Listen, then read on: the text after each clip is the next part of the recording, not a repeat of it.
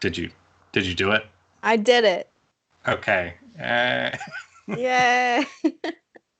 Welcome back, everybody, to this week's podcast, which this week is going to be brought to you by, hey, medication works, and also YouTube rabbit holes. This week is also brought to you by Jewish space lasers and stemming the tide of very dangerous 9-year-olds. I am your host, Madison. I'm your other host, Jesse James. I spent a decent portion of this week being ill of some kind. Not a very COVID-y or COVID-adjacent ill, just ill. Just generally ill. Yeah. So I'm kind of coming out of that. And I never got a temperature or like got sweaty or anything weird in that range, but I did have like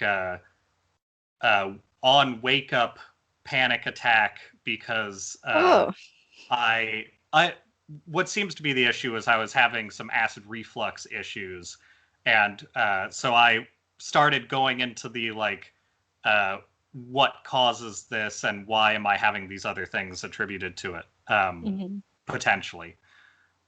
And I didn't have any of that, like, looking into when I woke up that morning.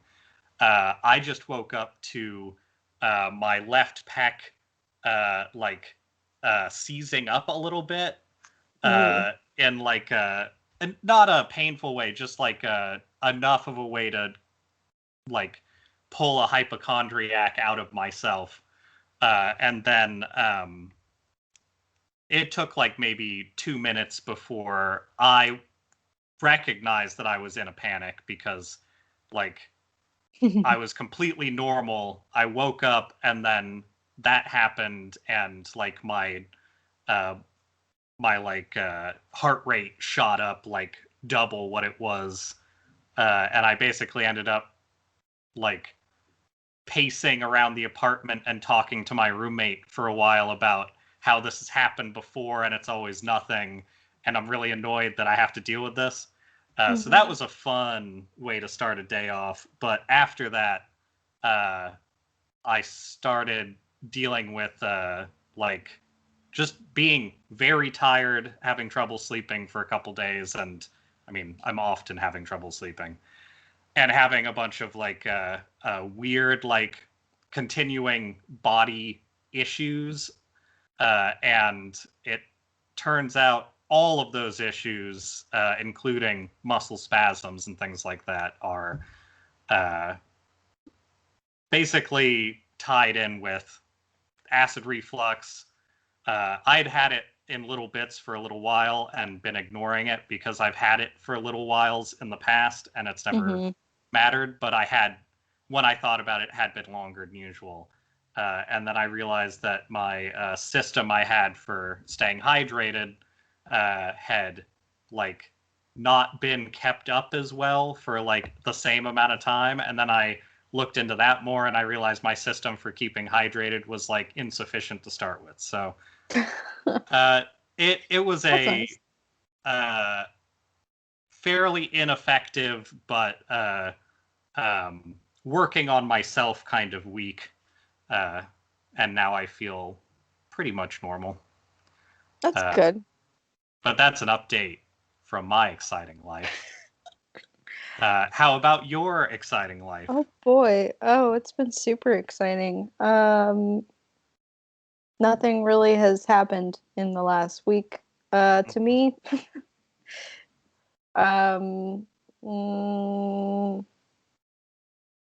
Yeah. I'm trying to think of if I have anything notable, like personal news wise. Not really anything comes to mind. But I do have some exciting bad food choices.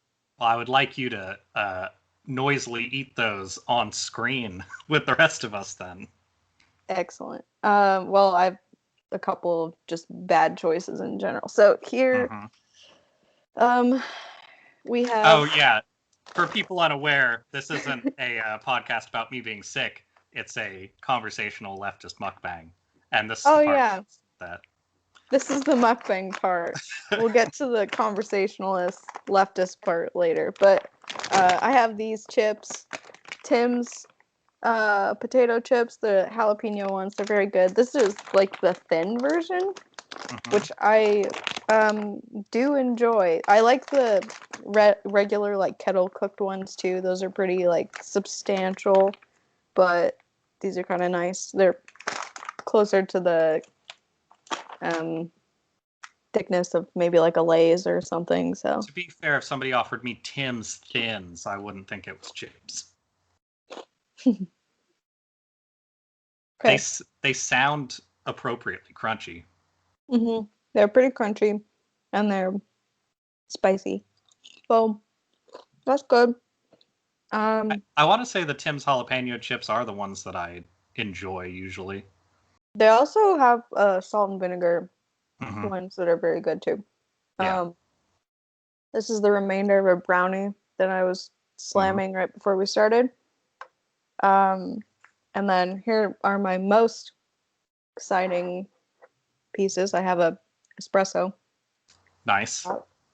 And then really poor choice. Oh my god, light, please. Oh my, Michelob Ultra spicy pineapple? Pineapple.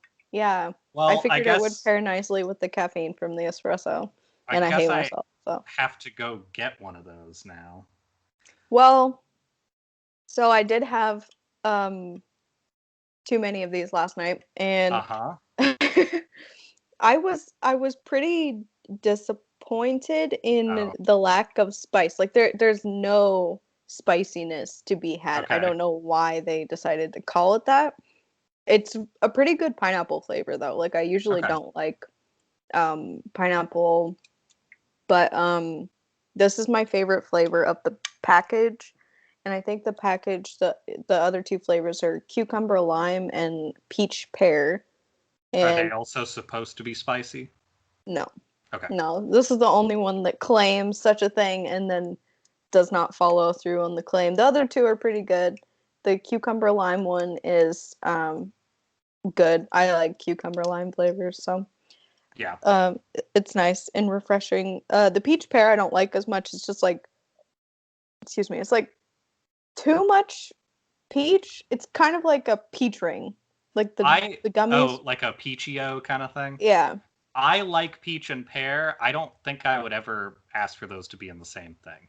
I don't even know that I could detect any sort of pear flavor Yeah. necessarily. It seems it when I tried it, it was more like a just so much peach. So Oh yeah, that's a good snap. yeah. So we'll start with that. And then yeah, I can counteract with this Yeah. espresso. What's the coffee? What are you? I Also, what did you cannot make tell it you. with? We actually got my dad an espresso maker for his birthday. Okay, so it's a pulled shot, like a normal. I know those stovetop espresso makers are somewhat common still. So. Yeah, I have one of those too, and I like that one. But Mhm. the having the machine is really nice. It's very like convenient and fast. But Yeah. I honestly don't know what coffee was in the machine. So Fair coffee enough. flavored coffee. Uh, well, I'll move from your coffee flavored coffee to my uh, continuing set of stuff. So I had three of these flavors. This is the third one. This is the last of the spring heeled jack flavors, and this Right? one is Old Scratch. Like that. And it smelled good. I've been kind of underwhelmed with the last two. They're good. It's just I like the branding and the uh, the print style that they use for their logo and everything. So Yeah. I like the names. Old Mhm. Scratch. What was the other one? It was like Jack. There was, I think, Black Pete and or Black Phillip, maybe. You go back and check. And then the other one. This is the best one. This one tastes like what I want diner coffee to taste like. Diners often have that like, I don't know if it's I might be thinking diners 10 years ago, to be honest, because I did find myself in a lot of diners when I was first free from let's say supervision that might be useful in a lot of cases. But the diners I was going to had a lot of like coffees that tasted like they were local, and also tasted like they were to appease people, like the dark roast that isn't too strong.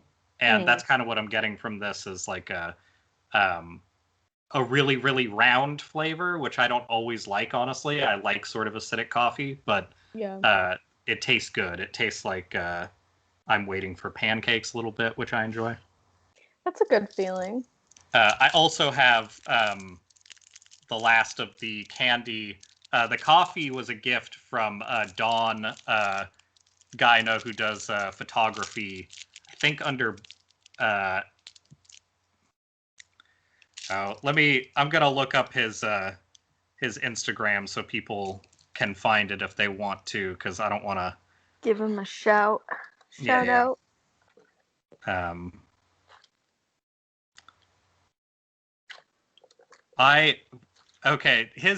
Instagram is _wildberry, but bear spelled like the animal, and then another underscore. I think, anyway, you can find his work. He's pretty open with his name on his stuff, so if you look up Don or Donald McIntyre, you'll probably find some of his photography. He does a lot of cool nature stuff, but he sent me some types of candy that I don't get a lot of, and sixlets were included, so I'll probably be eating those at some point. Probably because I have sort of a weird sweet heavy set of stuff.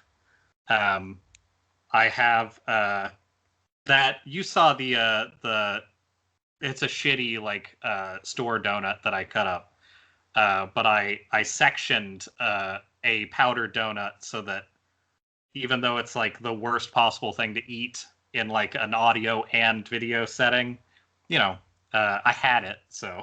Yeah. And then special Oreos. My roommate got some of those. Is it what I think it is? Yeah, because there's nothing else in this package. So we got these Lady Gaga Oreos. I strongly considered getting those yesterday at the store. The designs are very dumb. There's like 3 designs, but they are extremely green on the inside, so. I've heard that they're extremely bad. They're not. They're extremely just the white Oreos, the like vanilla Oreos. Oh. They're just food colored. Like that's clearly all they did to it. Oh, well, I suppose I can get behind that then. Yeah. There's nothing special about them, but this is kind of special about them because that color is honestly, I don't think Lady Gaga as much as I think like early thousands cartoon like tie-in food or something. Yeah, it's just kind of looks like a Nickelodeon to me. Yeah, it does not look like Chromatica to me, but whatever. We were both talking about our cool eating habits. I've brought a guest onto this show in the form of I made a half sandwich that is salami and macaroni and cheese that I toasted a minute ago. So I'll be eating that. And then for another mistake, probably the last of the mistakes for this, I hope. I have the rest of this terrible watermelon Mountain Dew because I couldn't bring myself to drink any more of it. But I'm just going to add a little bit of wine in here. Ooh. Because there's I like a tiny that. bit of very cheap wine left. And I figured maybe if I like make it look like an actual drink, it'll be more edible. So It's basically a sangria. Basically exactly what that is. it tastes like sangria if it was made by like what are those like Harry and David places, like a gift basket kind of company. It's not bad. Yeah. It's definitely a huge improvement on the raw Mountain Dew garbage. Nobody should buy it. It is very I'm bad to gonna though. taste. Yeah, you should buy it. Okay. Normal people shouldn't. Any kind of Mountain Dew variation, it's very important to me that I try it. Mm-hmm. Oh. Yeah. That Mac looked incredibly good when I saw that photo of it on your Instagram, and I was very jealous. That was so I've been trying to staying hydrated. I've already on this same podcast talked about like cutting back on coffee intake, which I'd already done, but I'd been a little lax at times. What I didn't realize is that my water intake was, I had miscalculated it. It was half of what I was trying for. Oh. So I fixed that, and that's been helping very quickly. But I definitely had a few mornings of like that dry eye feeling that you only really get when you're either having like some sort of allergic thing or like just not feeling quite right. Mm-hmm. I've kind of spent a few days in that, so I know that my body was pretty upset, but uh, it's been better. I've actually gotten 2 nights that I would call a full night of sleep, even if both nights I think I had like 2 hours where I slept and then like maybe 2 or 3 hours where I didn't, and then like 6 hours of sleep. But I'll call it good. That's close to a full night of sleep and much closer than usual for me. Yeah. Well, that's pretty good. I have been I don't know why I can't just possibly convince myself to just like lay down and go to sleep, but I can't do it. And Yep.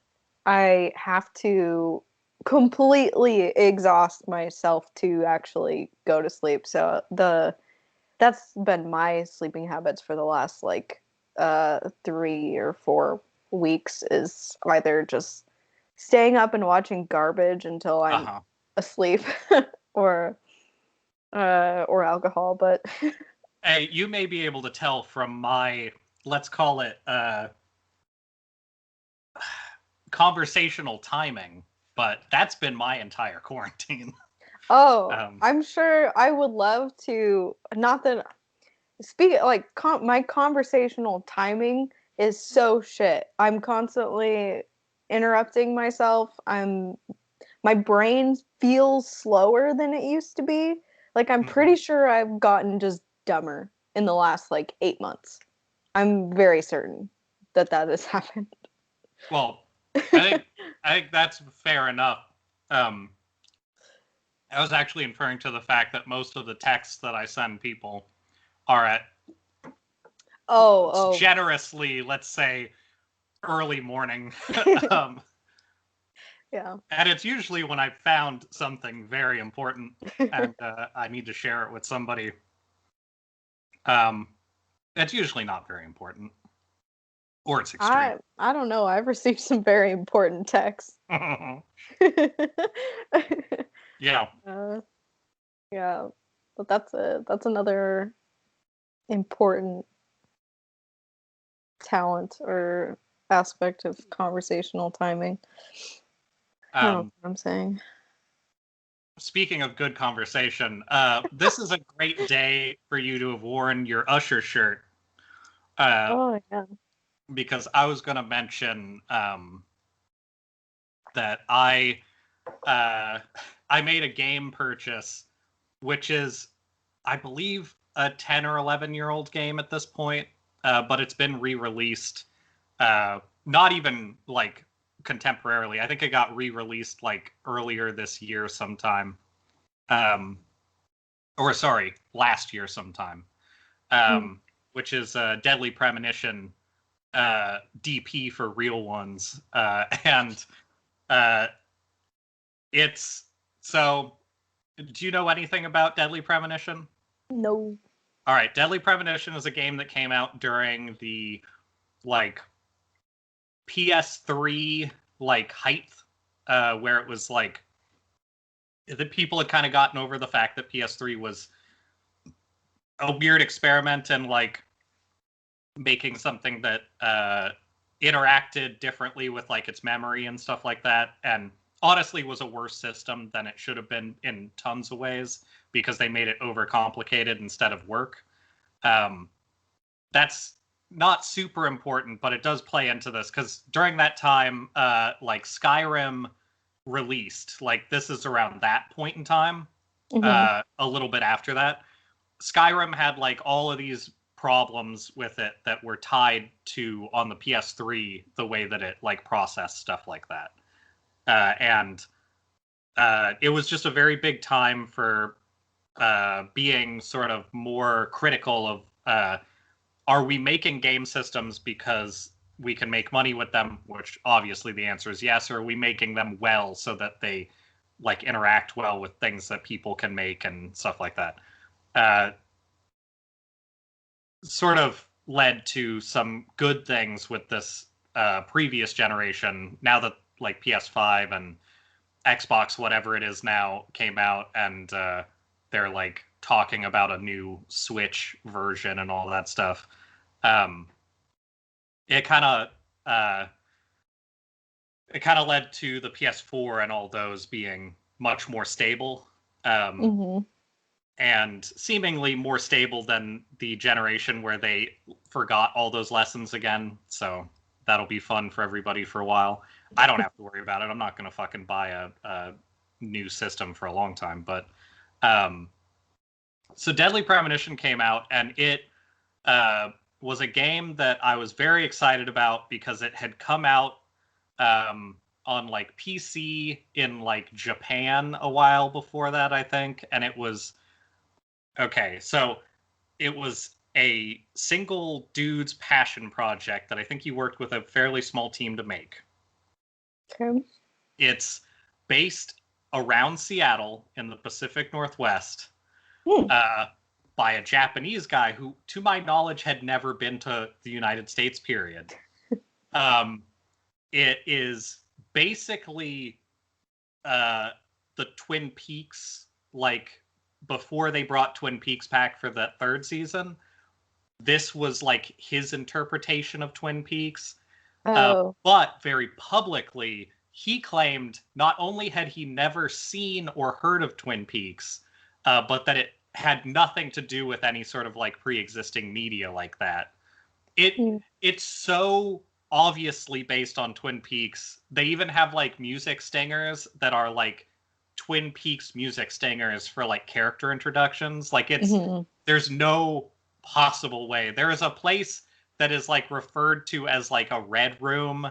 There is like all of these things that are like, yeah, I guess if you were a complete like weirdo, there's a small chance you could get like bits of that stuff just from like old like magic textbooks and stuff like that for like how to be a witch kind of stuff. That's fine, but like nobody is going to look at like Black and White Lodge stuff and then also go, what if I made it right next to like Seattle Northwest kind of area and like made it about a small town with a bunch of like police, and an FBI agent shows up and takes over the investigation of the murder of a woman, like a young woman in this area. Like it's it's ridiculous. There's no possible way it's Yeah. Too many and coincidences. and it had so many bugs in it when it came over that it sort of uh, I don't think it completely did, but it had an impact on like the way that people were talking about like bugs in games, because like it just straight up wouldn't work a lot of the time.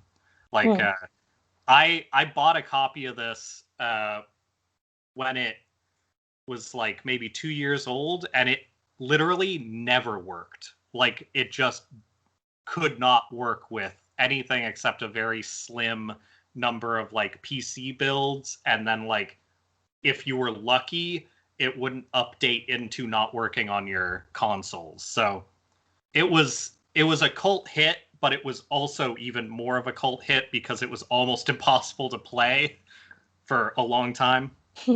So that came out on Switch. They changed the name to Deadly Premonition Origins, which I will never use the Origins parts because DPO means nothing, but DP is a game. And so I started playing that while I was feeling kind of sick this week, and that was a fantastic choice.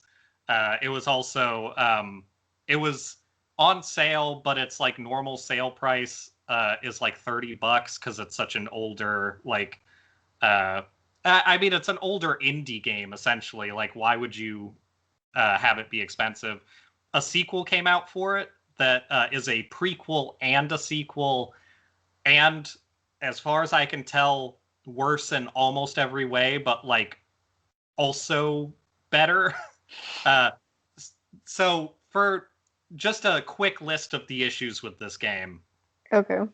Aside from the characters, which are like if you took Twin Peaks and then said, "Hey, early thousands," because it's a passion project. He had to have worked on it for like most of 2000 to like I don't know 8 or 9 years after that. Like there's no way he didn't have a ton of time on it. It's an open world game. First off, it's very large in terms of like an indie game.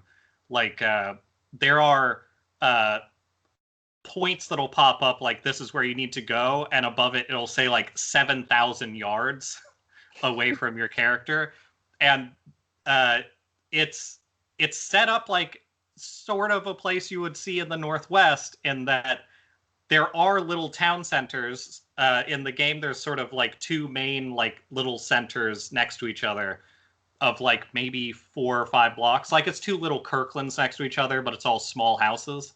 Mm-hmm. But like all of the larger like institutions and stuff are down the street in a way that's like actually down the street. And like if you weren't in a car, it would be a huge pain in the ass to get there. And the map, you have to go to a screen and look at a map, and the map like sometimes rotates with where you're looking and sometimes seems not to. The street names will change mid-street the way a lot of actual streets do, but like there's one street that I had to find a place on that literally had 5 names between where I was going and where I had to end up. They have like amounts of time that you have before places close. Like it has a day-night cycle, but it's like very rigid about like, oh, you can't do that mission. That hospital is closed. They anyway, the initial thing I was trying to get to is the fact that Twin Peaks already has like its vague issues of like 90s, like it's purposeful. I actually think David Lynch is besides being like a weirdo who's into like transcendental meditation, which is basically just a not too problematic cult, it is a little on the like edging on anti-vax, but not actually anti-vax. It's more like you don't really need as much help as you think you do kind of thing. Yeah. So I have my issues with that, but other than that, I have absolutely no issues with David Lynch. And I'm sure in a later episode I will talk about some other David Lynch stuff. So I have a lot of feelings about his work in general. filter David Lynch through a like I think in his 20s at the time, maybe his early 30s, Japanese dude who is like pretty okay with all of the like Western like I don't know, like Save the Princess themes and stuff like that. Mm-hmm. Put all of that into David Lynch instead. So it's like battling with itself over like, do I want to be like mildly progressive or do I want to be like sort of weirdly Japanese conservative? And like all of that stuff's in there. And then it has like Americans have their own version of perviness. There's a lot of like ideation of like very young women in Twin Peaks, but like they're played by older people. Like it's your normal. Is this a high school like sex horror kind of thing? Like we do that all the time. Yeah. Japan has sort of like a known like let's say not just towing the line kind of media thing. Yeah. And it gets a little bit it's not it doesn't get into the like this is actually 1,000-year-old dragon. It just looks like a 12-year-old like some other shit does. But it definitely has bits of like you can feel the Japanese sentiment coming through it. Mm-hmm. But because it's so weird, it kind of adds to it in a way of like, I don't even know what I'm supposed to take from this. It has a lot of like, what you can go get your gas filled up at the only gas station, and you have to. The gas runs out very quickly in the car that you have, which is often a police car. But you only get gas every other time you stop there. So you pull into a weird spot and a guy will come out and insult you and like spit on your car and like fill up your gas tank, and you can like bribe him for the promise of information later if you keep bribing him. But the other half the time you come in, his wife comes out and just makes every single thing she says is an innuendo, and then she will like wash your windshields or something, and you can't pick which one's going to be there. So like you can completely run out of gas and be fucked and literally just have to walk a very long way to anything. Mm-hmm. Also, for most of the game, there's no fast travel or anything like that. So like you could get in a spot where you literally have to walk for like days of in-game time if you don't take care of that stuff. And so you end up having to like back out and pull into this gas station just to like get gas and stuff. That's like one of 1,000 weird things in this game that is upsettingly long in some ways. It's like I think completing everything in it is supposed to take somewhere in the range of 100 hours. Like there's a lot of stuff going on, and it's got bad shooting. The dialogue is bad. The storyline is very long and complex and pretty bad, but it is one of my favorite games of all time. So it really it uses what it has well. He starts off the game he starts off the main part of the game with the character you play, which is Agent Francis York Morgan, who talks to Zach by doing this on his head and referring to Zach in a way you would refer to the player, which gets more complicated later. The character is likable in a lot of ways, but if you think of it as an actual person, he's a colossal piece of shit. And it's very appropriate for like an FBI agent. Not like Dale Cooper in Twin Peaks is very much a like lovable doofus who also happens to be like supernaturally good at his job. And is like occasionally misogynistic. This character seems like just a mess. And you start off, you're in your car, on a laptop, on your phone, and smoking, going down the street very fast on like a back road in the trees while it's raining.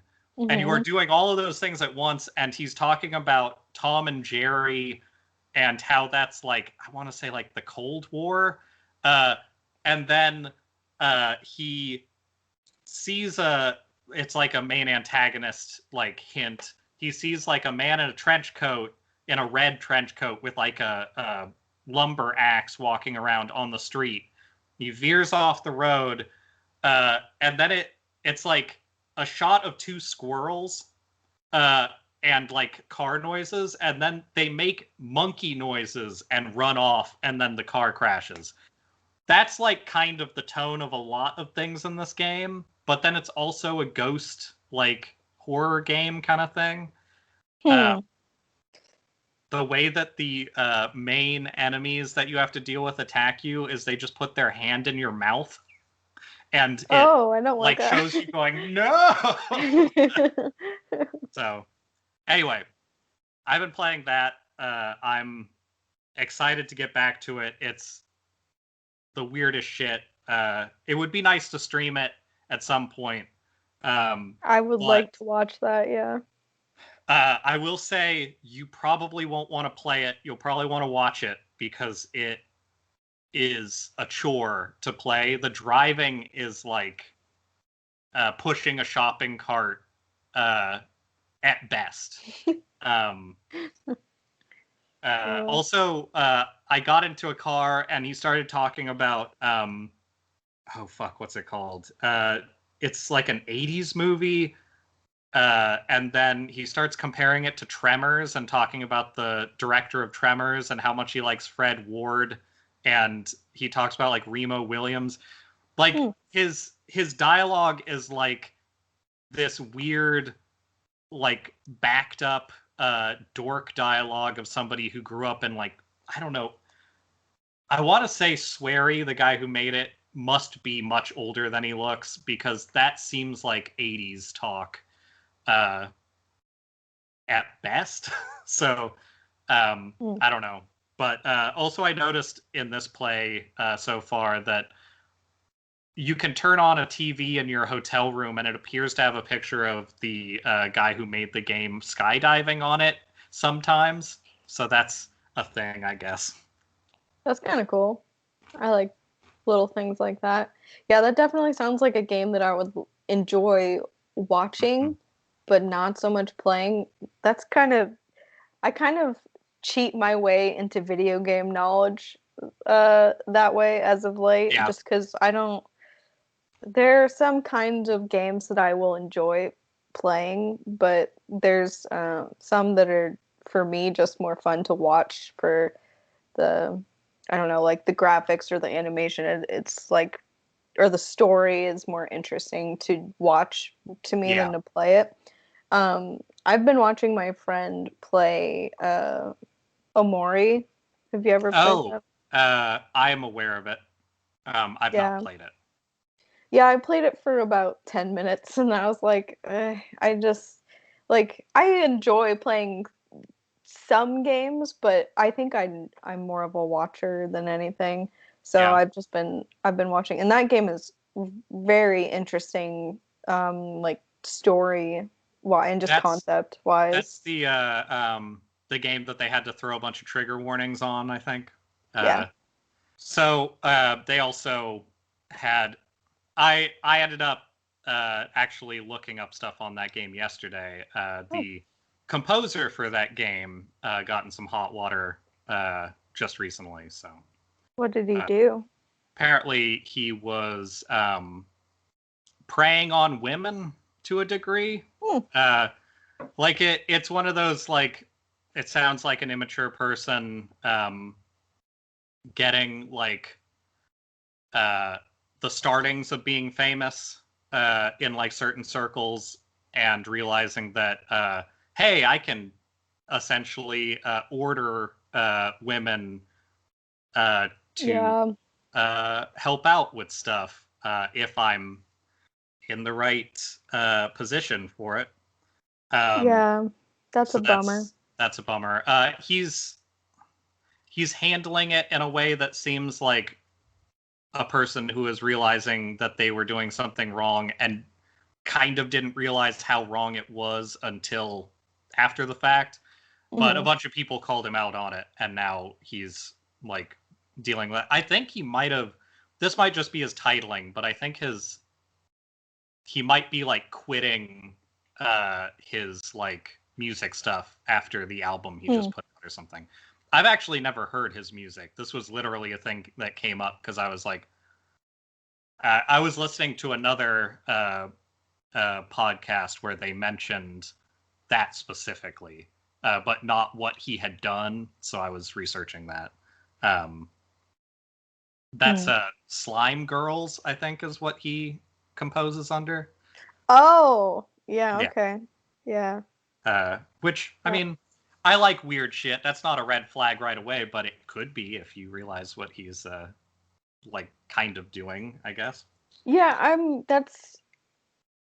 I kind of vaguely remember there's a part in the game where you're battling a trio of women called the Slime Girls.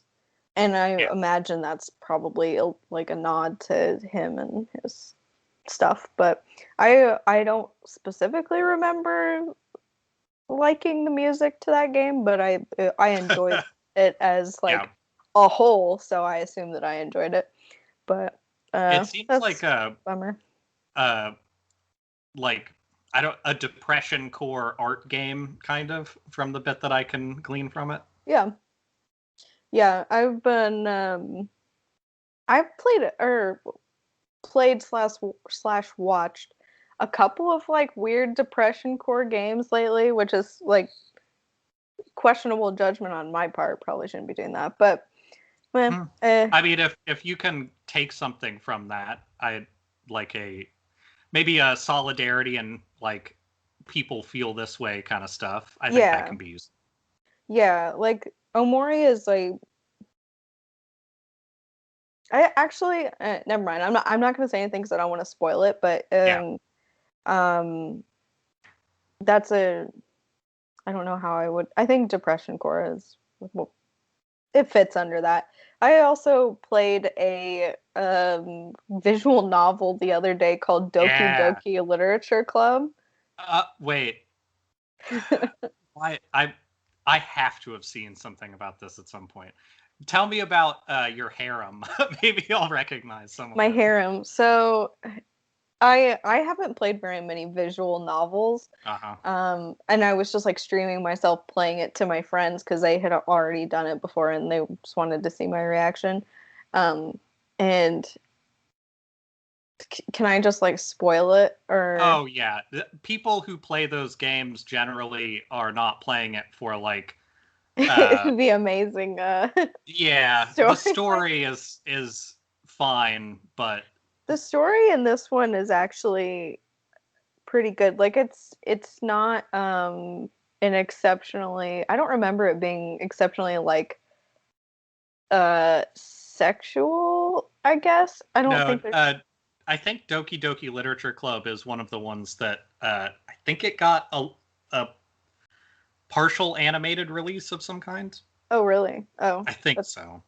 That wouldn't surprise me. It's popular enough, but it's not so much US popular. Yeah, I've seen a lot of memes about it now that I've played it. But so basically, the storyline is that you're a guy going to a high school and you join a literature club, and the literature club is just you and like 4 other girls who are all really into you, and you have to say the right things to like get your girl, whichever one you like you back. Yeah. But you have like the first character you're introduced to is like your longtime best friend. And she's not, I guess she's like kind of one of your options, but not really. You're not really, I don't think you're supposed to think of her that way. But I think this, so every one of these characters is a trope that think if you haven't been exposed to as much of it, that character will be one of your main options most likely towards the end. The Yeah. way that they do that shit. Yeah. So there's like that. I think her name is Sayori. I'm probably not remembering that correctly, but she's like the best friend that is like she's a big part of the story, but not really Mm-hmm. treated as an option. Um, and the other girls are like, there's one that's her whole thing is just like being cute, and uh, another one who's like smart and hashtag deep, and Mm-hmm. and I think the third girl is like, um, shoot, what's her deal? I can't remember her deal. Oh, the president of the club, and she's like the cheerleader, good at everything kind of person. Right. Um, but uh, spoilers. I'm gonna like tell the point of it. Have you played this before? I can't remember if you said that. No. No. Okay.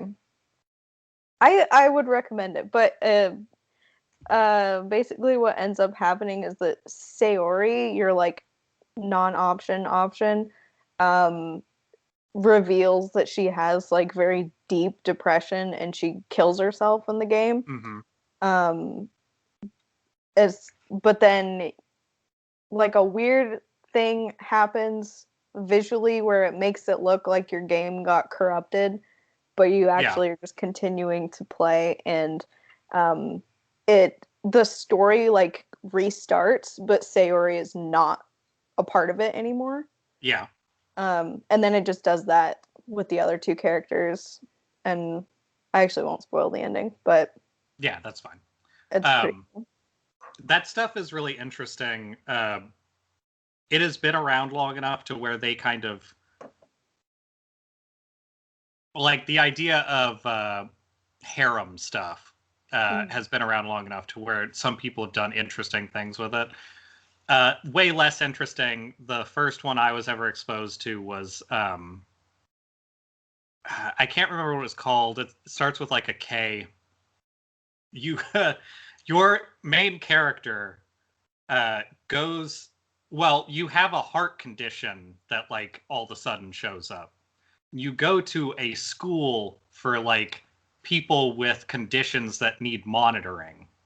Mm-hmm. And the difference in that one is that you have like the standard group of people that are like uh, just sort of like people around a school who are into you and have different traits like that. Mm-hmm. But it's like a painter who doesn't have any arms, a runner who has two prosthetic legs, uh, and I don't remember. There's like a burned girl, something something, and it's basically the same setup as all of those, where like you end up in like a club or something as a group, Yeah. but all of these people are like this weird complex set of like I don't know, like uh it's like it has to be fetishized in some way, but it maybe for people who aren't like attracted to some of that type like amputation stuff or whatever, it doesn't seem fetishized from the outside. Yeah. And it was one of the strangest games I'd played, especially because I didn't really know how that stuff was set up. But since then, there's been a few I've seen through to the end, but mostly shows that come out that are like, oh, this is sort of like a weird, bubbly, like junk food cartoon. Uh, Mm-hmm. like half the time, I'll get like 3 episodes in and be like, I'm not watching this because it'll start off with like a main character and there's some interesting stuff. Especially when it's like a female main character, I get tricked into like, oh, they wouldn't do a guy harem for this, right? Or occasionally you'll get the opposite. You'll just get a girl with a girl harem. That's mostly been like a recent thing, I think, in Japan. But it's surprising how often that will get just sort of turned into the storyline for those kinds of things. I Yeah. did get pleasantly surprised. I started watching a show a few months ago that I was like, it's probably one of those, but I'll watch it. And then it ended up being just like a very, unfortunately, Japanese in some points, but otherwise a very authentic like just lesbian love story that was legitimately very like pleasant to watch. But I also happened into one of those that was a lesbian story that was not pleasant to watch, and it was so much so that I kept watching it because it was like weird, like pseudo abusive relationship stuff that was just like, Oh. what are they trying to say with this? But Hmm. it turned out at the end, nothing. So. Oh, that's fun. I also, while I was feeling under the weather, watched. It's on Hulu. It's called like Kami-sama Kiss, and it's a girl who her deadbeat parents like leave her. They get into debt and they just like kick her out of the house, sell the house, and move away. Bye. And then a dude in the park is like, I mean, I live at the shrine, and here's the key. I'm gonna actually run away too. But you can live there. And she goes up there, and there's a like a fox spirit dude at the shrine, and two like weird little like Kamigawa or whatever, like little spirit people. And the deal is, if she takes care of the shrine and acts as like the deciding like land god or whatever, essentially she has to be a matchmaking god and listen to people's problems if they bring them to the shrine, and that's her like payment for living there. And it then turned into sort of a harem show, but they didn't stray too far into that. They just had a lot of like competing guy characters show up, but then they sort of like backed off very quickly, so it wasn't as like it's less of a will they won't they and more of a like, okay, this is just a sort of weird love story-ish thing. And that's been pretty entertaining. There is a very appealing character towards the start. She gets a visit from a like a catfish who is the princess of the pond, like the water goddess or something of the local area. And she shows up and she's just a catfish with like lipstick on. And then she talks to her about some stuff, like random. It's all like with this weird air of like, well, the gods are really intimidating kind of thing. And then it turns out that she wants a favor. There's like a kid who like had some problems. It also like I folklore wise may be acceptable, otherwise, ugh. But there's like a probably 5-year-old kid that had some parental issues and ran away for a while, and she like comforted him, and she wants. It's been long enough now that he should be of age. She like specifically states out, and I'd like to go like meet up with him and see if I can like be a part of his life, which is like, ooh, okay. No. So he's like working at a frozen yogurt place or a restaurant or something, and he's just sort of a Dorcas, and so the main character finds a way to turn her like the tanuki leaf. I think they turn her into like a similarly aged girl, and it's very funny when watching it, but she has a bunch of like catfish mannerisms, but she's like a very very small 18-year-old like pretty princess kind of looking person.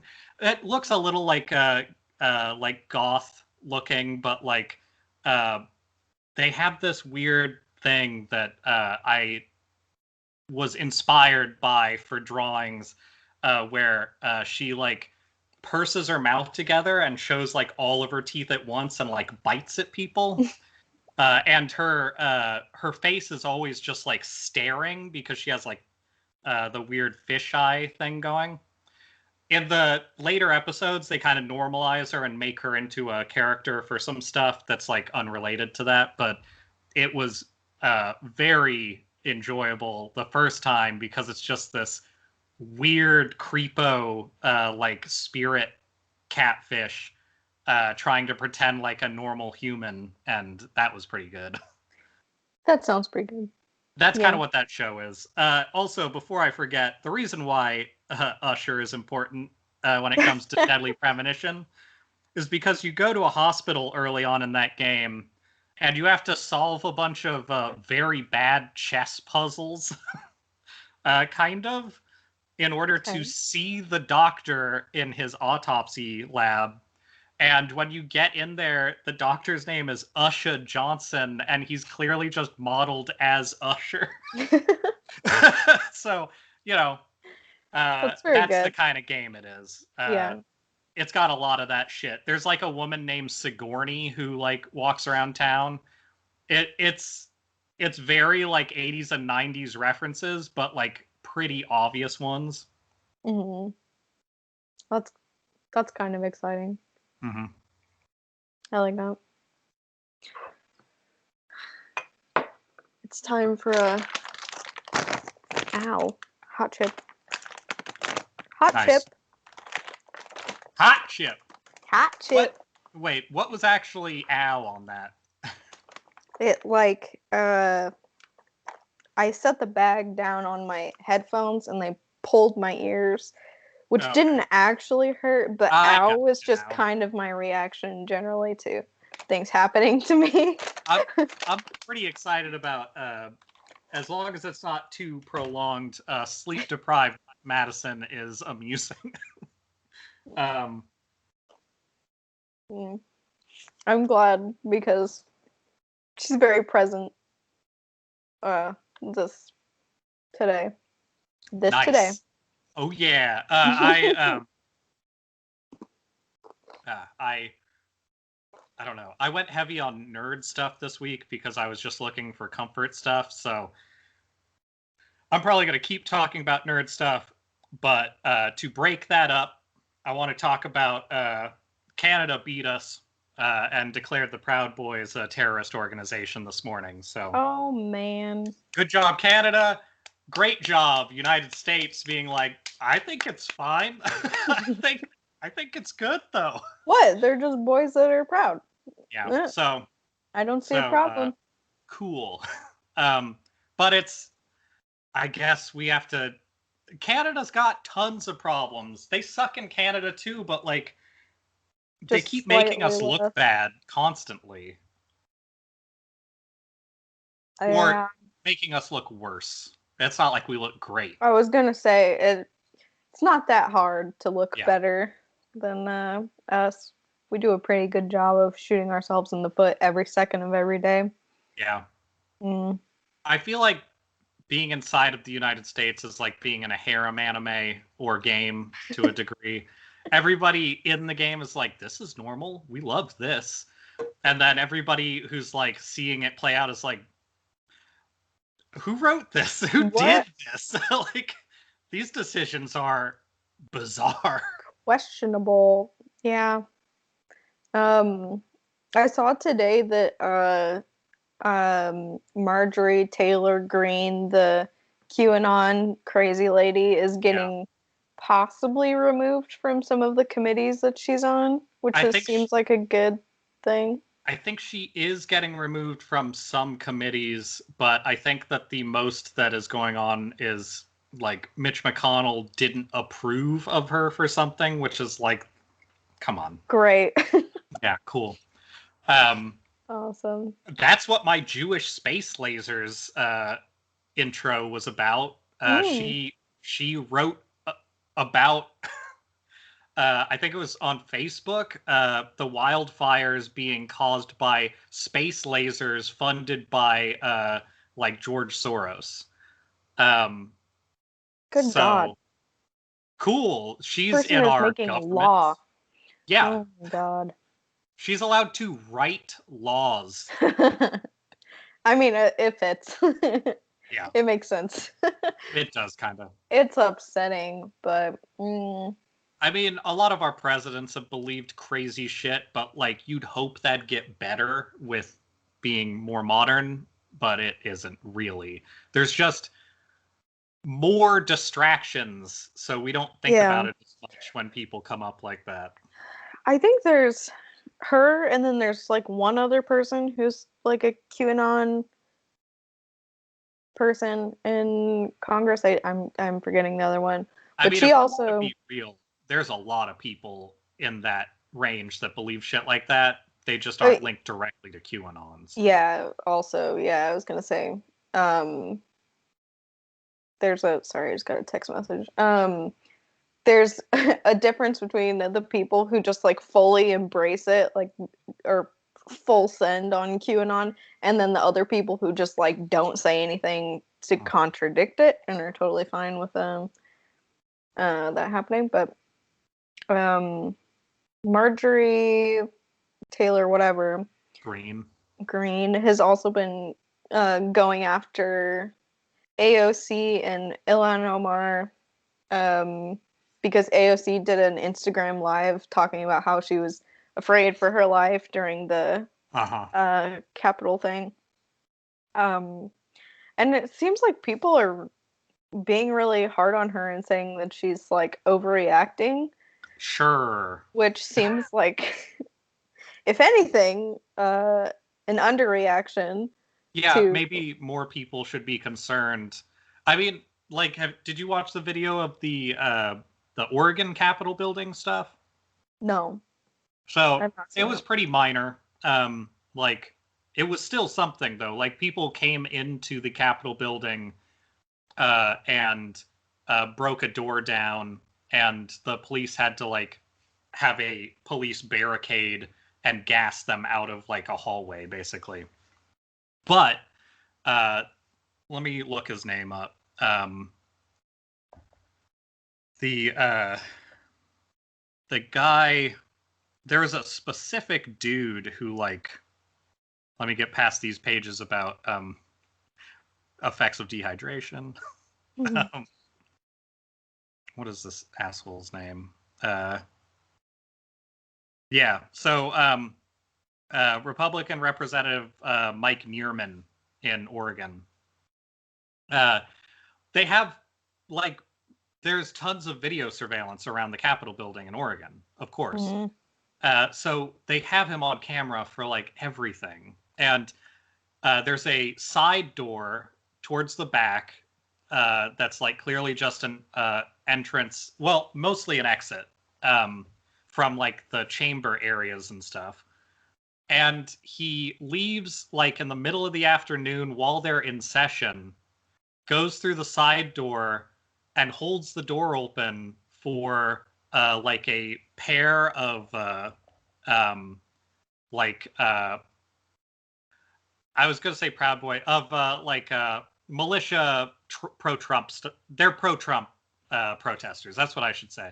So pro-Trump protesters were out there that day. It was like towards like the 18th of last month or something. So like what, week and a half ago or so. So he holds the door open for them. They come in, the one guy, and like, so he's walking out the door and holds it for him. He walks out, the one guy like walks around him as he's walking out and comes in and holds the other door open on the inside. And then they call for other people to come in. As Neerman walks around the building, and it's all on fucking camera, he walks into the crowd and stops and starts talking to people on his way out. And then they start going back towards the back of the building and file in. And then the cops start showing up to like hold them in that area.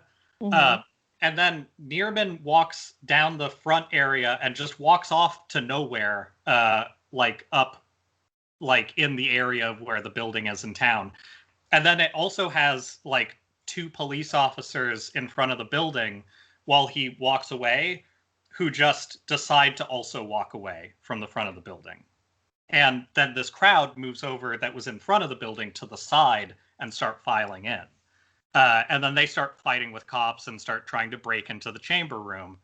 And then he fucking comes back like 4 minutes later and sneaks back in like he was still in the building. And it's just on camera. It's like, yeah, fucking course. And I think he's currently being like removed from like not his position, of course, but he's being removed from like his like running certain projects or whatever. It's just like he literally just let a bunch of protesters into the building, clearly on purpose, and there were other people there who I can't say for sure what those cops were doing, but it sure seemed like they decided that these protesters trying to get into the building weren't a big deal anymore and also left. So, like, I don't know. It's just very upsetting because nobody seems to give a shit about that one. Yeah, and the fact that it's like all on camera and still nothing's really all on camera. They have so stupid. All of it on camera. It is incredibly dumb. That is disappointing, but not surprising. Yeah, 0% surprising.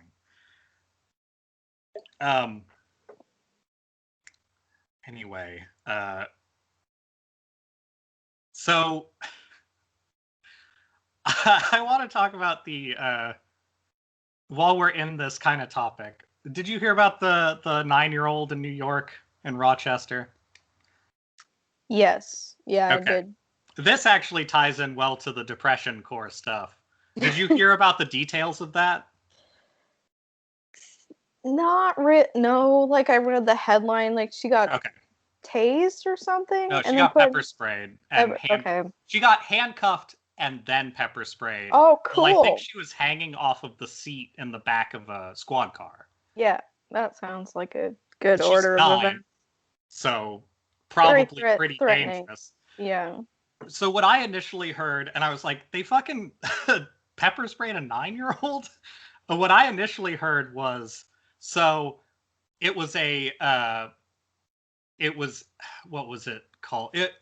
What the headlines and little bits that I saw about it at first read as was like, this person was in a family dispute. I used to live across the street from a guy who got in actual like fights with his family, and the cops would come and like, I don't know, break it up or whatever. Mm-hmm. That was also the place where a laser would shine through my window in the middle of the night sometimes, and I would just kind of lay in bed and watch it move around my walls. Oh, God. And knowing that guy was across the street was like problematic. So like I was not upset when the cops would come talk to him. And the way that they illustrated it at first sounded like it was that kind of shit. And it wasn't at all. So the girl lived with her mom and her mom's boyfriend. And this is in Rochester. I think I said that, but I figured I'd let people know in case they want to look it up. The call that they got was about the boyfriend taking the mom's car and leaving. Like apparently he had left with the car and it was some sort of domestic dispute problem. Mm-hmm. It sounds like the correction on what the call was sort of in reference to was that there was a family disturbance.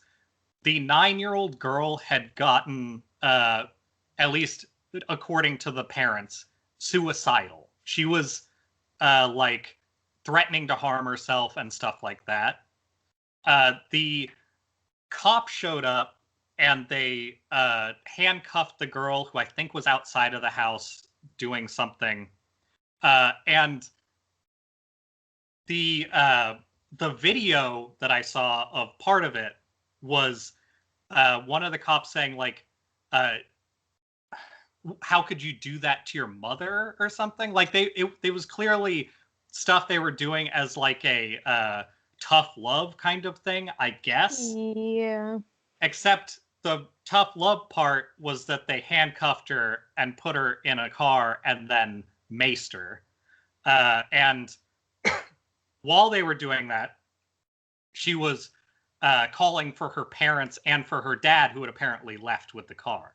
So it was literally like a depressed and emotionally disturbed 9-year-old who was also, according to the reports, I didn't see that on the video, when they handcuffed her and put her in the car, was yelling, or they were yelling, "Stop acting like a child," and she was yelling, "I am a child." So that's cool. That's a real nice, diorama of the cops being good people. Yeah. So I guess tough love includes handcuffing you and macing you in the back of a squad car. But the thing that I'm not seeing in a lot of the Washington Post and a lot of the articles that came up is there is video of them. So after that happened, they gave a press conference, and then they basically had like a disciplinary thing after that where they started like dealing with the blowback of it. But the initial things that the one of the cops who was involved, or like whatever, in charge of the ones who were involved, I'm not sure, said was he was talking to like press, I guess, about how this was like the fault of like children not listening to their parents, which is a really, really frustrating way for that to be illustrated. Yeah. And the discipline was like they're on leave until it's investigated, and the stuff that the article said at least was like trying to paint it as though like, well, it's real discipline, which it's not. Like, it's never real discipline. They didn't shoot anybody, so I guess that's discipline and not just outright incompetence. Yeah. I don't know. Anyway, well, that's all very depressing. I wanted to roll that in with a thing that I don't think I got to last week, which was Kellyanne Conway, I think was who that was. Oh God, yeah, this whole thing. Yeah. Oh boy. Blasting her topless 16-year-old daughter on the internet. Mm-hmm. That's like, that cannot be an accident, right? I don't know. How would you ever? I understand that all of these people are just like intense boomers, but like, how? I think the booming is getting more intense the further we go. I don't think it's gonna settle down. But also, why the fuck would that be on your phone? Why is that in your camera roll? Like, I thought she got on her daughter's phone and did it. I thought that's what had happened, but to be honest, I didn't look into it that much because I didn't feel like looking up any of this stuff, because the internet likes to just surface things when you do that. So yeah, I honestly could not tell you either way which is the truth, but what I heard was that she had confiscated her daughter's phone, saw that her daughter had like taken nudes or something, and then put them on her phone, or like airdrop them to her own phone. But she knows how to airdrop, but she doesn't know not to put I don't topless. She probably like attached it in an email and emailed it to herself using her like White House email or some bullshit like that. Yeah. But release the emails. But God. Pay money at gov.gov. So I feel so bad for her daughter. I mean, I think her daughter is really dealing with this in the most Generation Z way possible, and I hope that she's like okay. But yeah. Oh my God, that's just such a horrible position to be put in. And then I don't even know how you do that. How does that occur? It's not a mistake, so I don't know why laws don't seem to matter with this shit. Like, yeah, if this were somebody that had a bad reputation in our country, they would be getting like child porn allegations on them. right. But instead, it's just like, I can't believe you did that.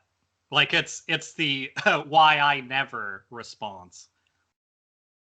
It's the same Yeah. bullshit with...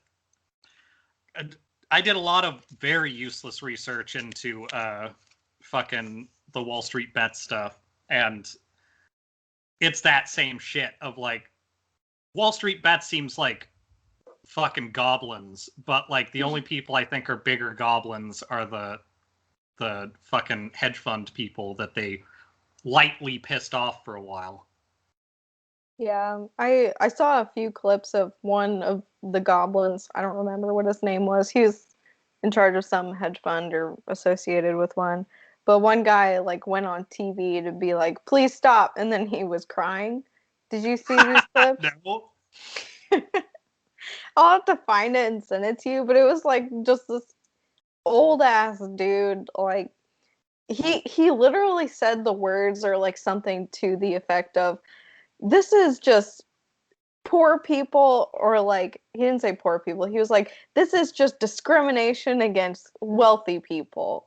And then he started what he was asked about like some Joe Biden tax proposition or executive order. I don't know, I don't care. And then he started crying in response to that question, like, what do you think about these taxes that might be imposed on like wealthier people? And they just like tears, which is, it was incredibly satisfying. It feels like... Like seeing those people cry. That should happen more often. Yeah. It feels like watching somebody have to, like, sell off one of their 3 boats and being like, God. Also, almost guaranteed nobody lost enough money for it to matter in the end, because that's how everything seems to work. They're probably getting bailouts in the next stimulus fund for all of the hardships they had to endure. Yeah. Yeah, like, I have no love whatsoever for the fucking like Reddit like stock gang. Like, why not? These rich people aren't famously rich. Like, who gives a shit?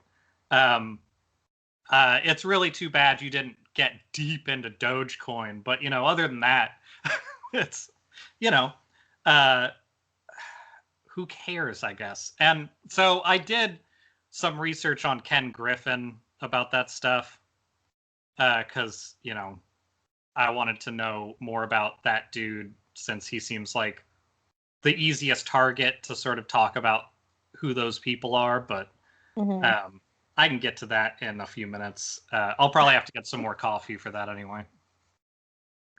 Yeah, that whole thing, now that it's sort of worked itself out for the most part, is just annoying. Yeah. I don't know. I like the idea of having the normalcy of whatever the fuck money voodoo the stock market is being interrupted, and just for a small moment their lives not being as great. I mean, for me, it just But comes down to, like, the stock market's money making is based off of a thing that I guess I didn't realize before having to look up this shit. I thought the stocks were based off of who's buying and who's selling and guessing at what things are going to be worth, and that's where the money comes from. But it's not really. Like, that's a big part of it. But it's literally... it's about the space between what people are willing to pay and what people are willing to sell for, which isn't, like, when I think of that, I think of it in reasonable terms, which is, if they're willing to pay $10 for this and I'm willing to sell it for 15, then, like, I've made $5. To me, that's where that trade comes in. But the reality of it is, that's not how stocks work. It's the $5 in between that gets taken out and doesn't exist anymore and is like free money for people. And it's basically just a bunch of rich people buying and selling things, often on like safe bets, especially when they're controlling whether or not the money goes up or down in the first place. And all of that extra bit of like differential money just comes out of it and goes into their pocket. So like it doesn't matter. Like none of that shit. It doesn't matter at all who's winning and who's losing in the stock market. It's just whether or not you keep having enough money to buy and trade stuff, you basically get free money. And if you don't have enough money to buy and trade stuff, then you're not going to get any money. Like that's the whole point. Mm-hmm. So like if anybody can play the stock market, they're either extremely lucky and doing what I was saying at the start of simply buying something when it's cheap and selling it when it's expensive. But even then, the people who are doing those trades for you are also making money off of you doing it. So it doesn't really matter. Like you're not hurting anybody except for maybe the person who gets stuck with the actual like responsibility of that stock, and that's it. Like, and they'll make their money back in a week or something when they have bought and sold stuff for a while. Yeah.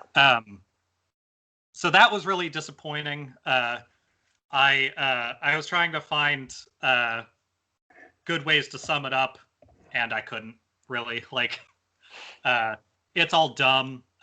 It's all sort of what I'm saying, but with a bunch of weird like laws attached to it that are basically just laws to keep poor people out.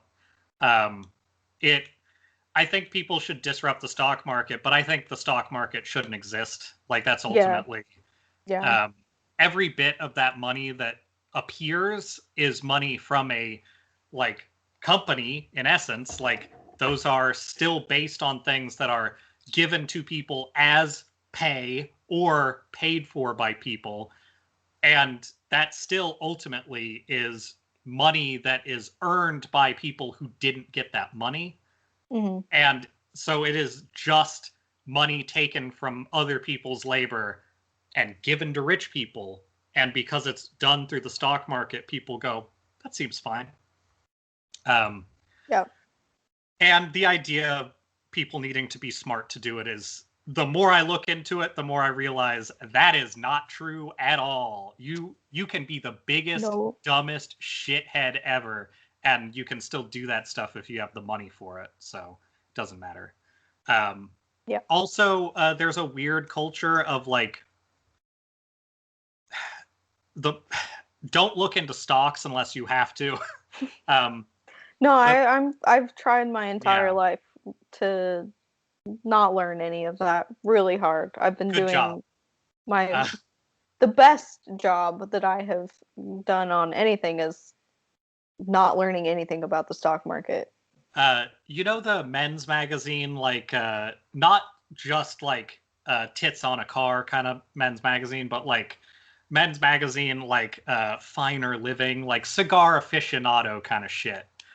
That is the thing that people who are in the stock market are like basing their entire personality off of. Gross. Every little bit that I can find is like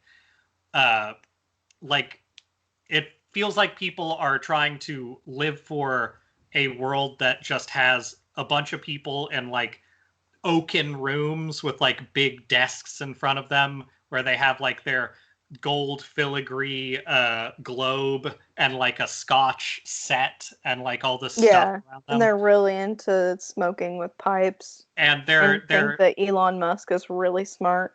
And everybody's fucking talking about like, oh well, you know, the ancient tobacco stocks that we're all dealing with, and what do you think whiskey's going to be worth? Like it's this like, it honestly, it makes total sense that the rich assholes in our country all gravitate towards giant boats, because that is exactly what they're all yacht people. Like that's the only people who give a shit about this stuff, or people who think that they will be yacht people and that's actually a good thing, as opposed to you know, just being a human being and interacting with the water like a human being, or interacting with anything like a human being. These people all wish they had slaves making their dinner downstairs. Like that's basically what it comes down to.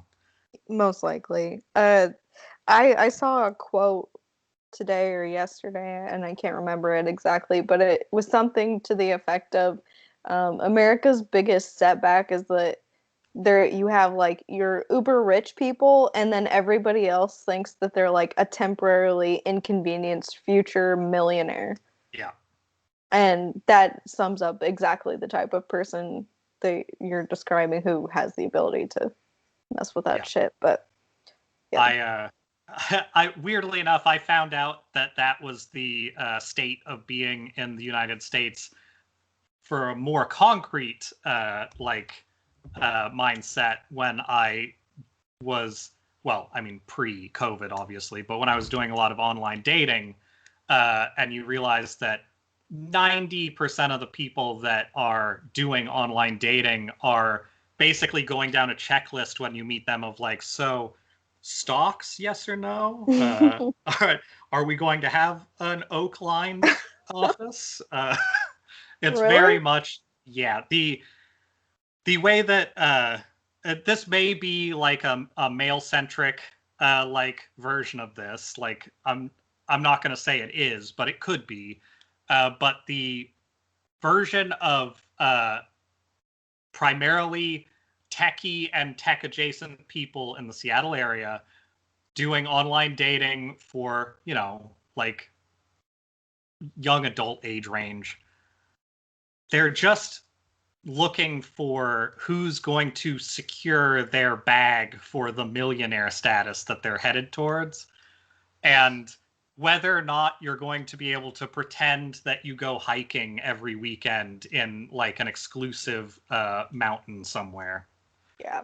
And it is dumb. And that's why you should really be critical when you see a skydiving picture in your fucking Oh set of stuff, God. because everybody has one, and I hate it.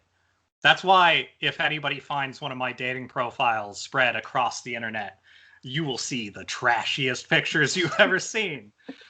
There's a I would picture I that I would think date I would date a guy holding up a fish before I would date a guy skydiving.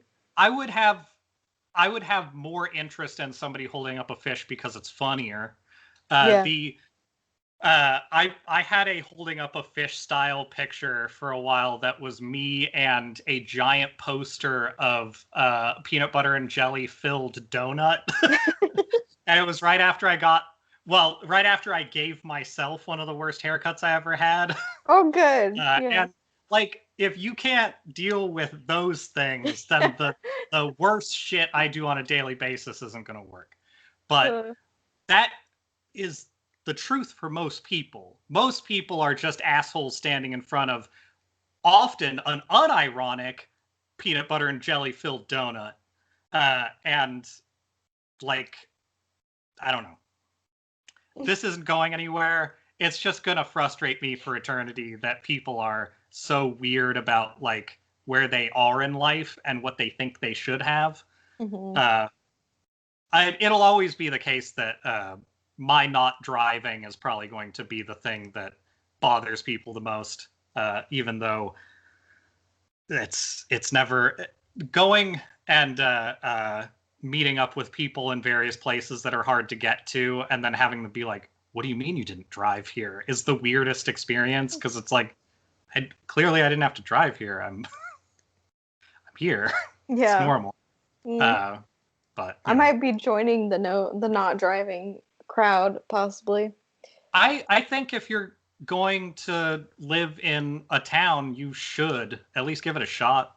Yeah, Uh, I think I'll be doing it more out of, well, not in a, I guess I don't know. Either way, the parking situation is going to be Shit. interesting. Yeah, I think it's mostly like street parking Yeah. that's like 2 hour. So either, I don't know, I get like a really expensive parking pass or I Uh, move so my car every 2 hours. I don't even know how so that I works.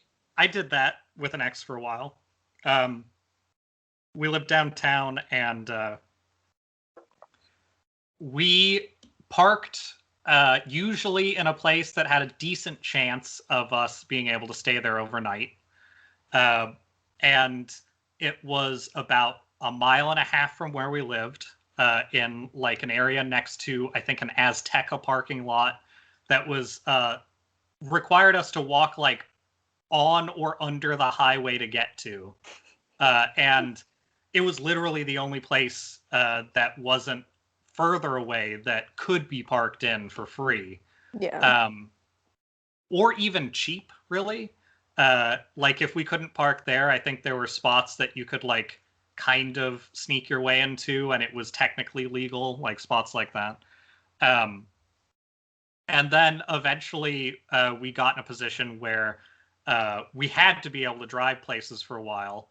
And in order to park the car in the cheapest spot we could within like the space that we lived in, this was literally in our building at the time. It cost like $250 to park per month. Oh. And then we looked around at places near us and it was up to like $500 to park for a month to get a pass. That's so insane. Like, yeah, if you want to pay like, you know, $4,500 to $6,000 to park a year, cool. That's a really good use of money. That'll go great with the insurance and gas prices. But yeah, I imagine Boise isn't quite Seattle pricing on that. Probably not quite, but our place is close enough to downtown to where I could probably just like walk or bike or moped. I don't know. Right. Horse ride. I probably won't bike. I hate biking. I'm scared of biking. But maybe I could get a scooter or something cool. Yeah, I really want just a like I think it's like a 150 something like that cc like a Vespa or something. Like that's always been what I envisioned riding around on, especially because I would look like a complete turd on like a bright orange Vespa. Like that would be perfect. I would love that. I could see that. That would be very good.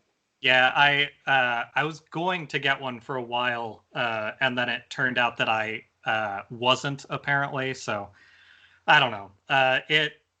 It's still something I'd like to do at some point, but like I think there's this weird misconception with people who don't drive, and this may just be me like sort of airing out my laundry a little bit, but there seems to be a misconception about not driving that it's because you are unable to drive or like too like immature to drive or something like that. Not that you have chosen not to drive for various reasons.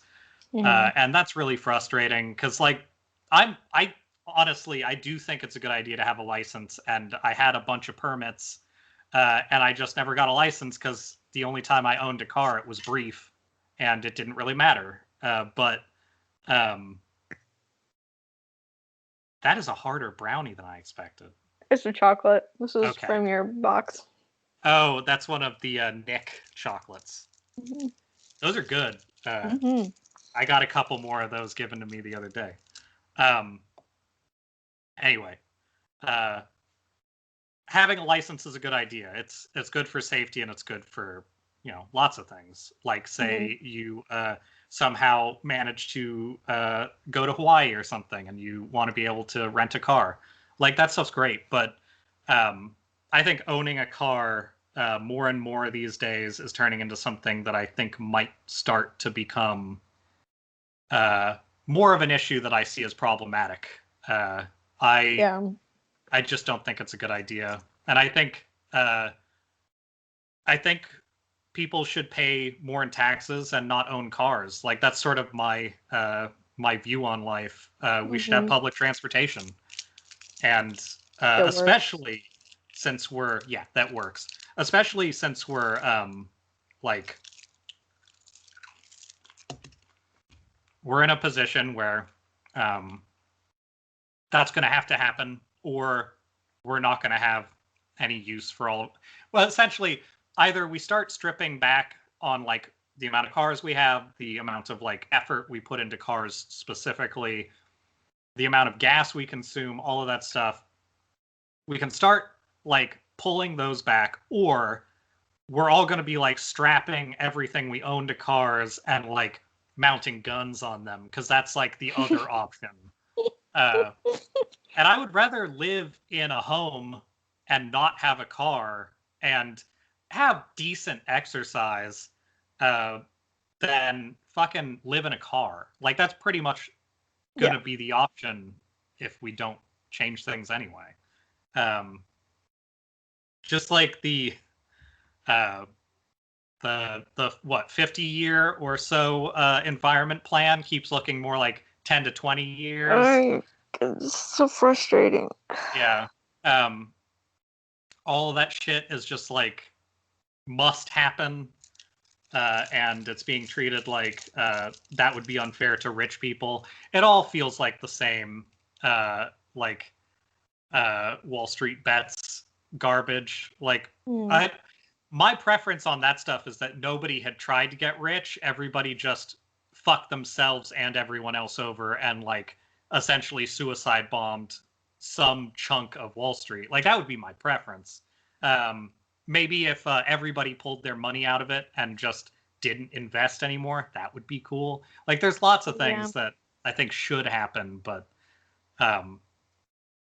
like who knows?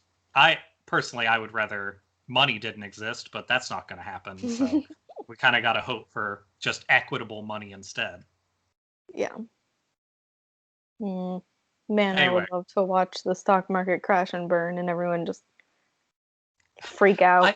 The amount of shitty old men with bad ties and like a cigar that they've just kept in their pocket forever weeping on television would be the happiest day of my life. I just need that like on a loop in the background all the time, just going. It's calming. It's nice. Yeah. I like it. I feel like I should talk about Ken Griffin, but I'm gonna get some coffee first. Okay.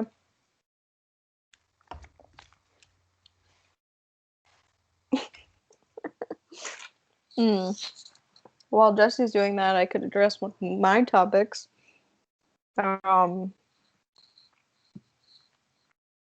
Which was medication and how it can be good and how it can work for you. I'm so tired. I'm living a very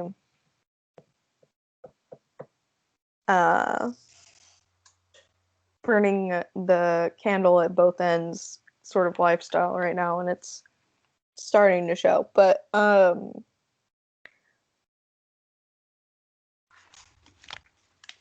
starting to show. I was about to briefly touch on one of my topics, which was medication and how it can be good and nice. Mm-hmm. And when it works, that's even better. I think you should. Yeah, so I guess this is sort of a airing my own dirty laundry as well, but I had a conversation with a family member recently that was like, I brought up the topic of going to the doctor and getting some sort of antidepressant. This was a few weeks ago. And they were like, well, if you can like say what's making you sad and you know what's making you sad, and if you can like put it into words, then you're not really like, it's not really depression or whatever that is, right? And I was like, no, that's not really exactly. That's depressing to hear. I'm like, that's not really how it works. And basically in different words, I was told like, no, you don't really need to do that. You shouldn't do that. It would be like bad for you, and you're kind of like numbing out basically, which I do plenty of as well, and I'm working on that. But I have been on Prozac lately for the last like about a month, and it has been working incredibly well for me. And this is by no means a like ad for Prozac, because nobody needs an ad for Prozac. I don't think anyone needs that, But it's just been going well for me, and I'm kind of stoked because before a while ago I was on Lexapro and that was fine, but like there were some side effects that I didn't enjoy with that, so I stopped. But with Prozac, it was prescribed mainly for like the depression side of things, but surprisingly I've found that it's working really well for the anxiety, which is a very odd sensation because like you've had anxiety attacks before, so you know how like even the thought of like, oh, here's a thing that usually sends me into an anxiety attack. Even the thought of like the possibility of that happening kind of triggers it sometimes. It can get you on the foot towards it, Yeah. definitely.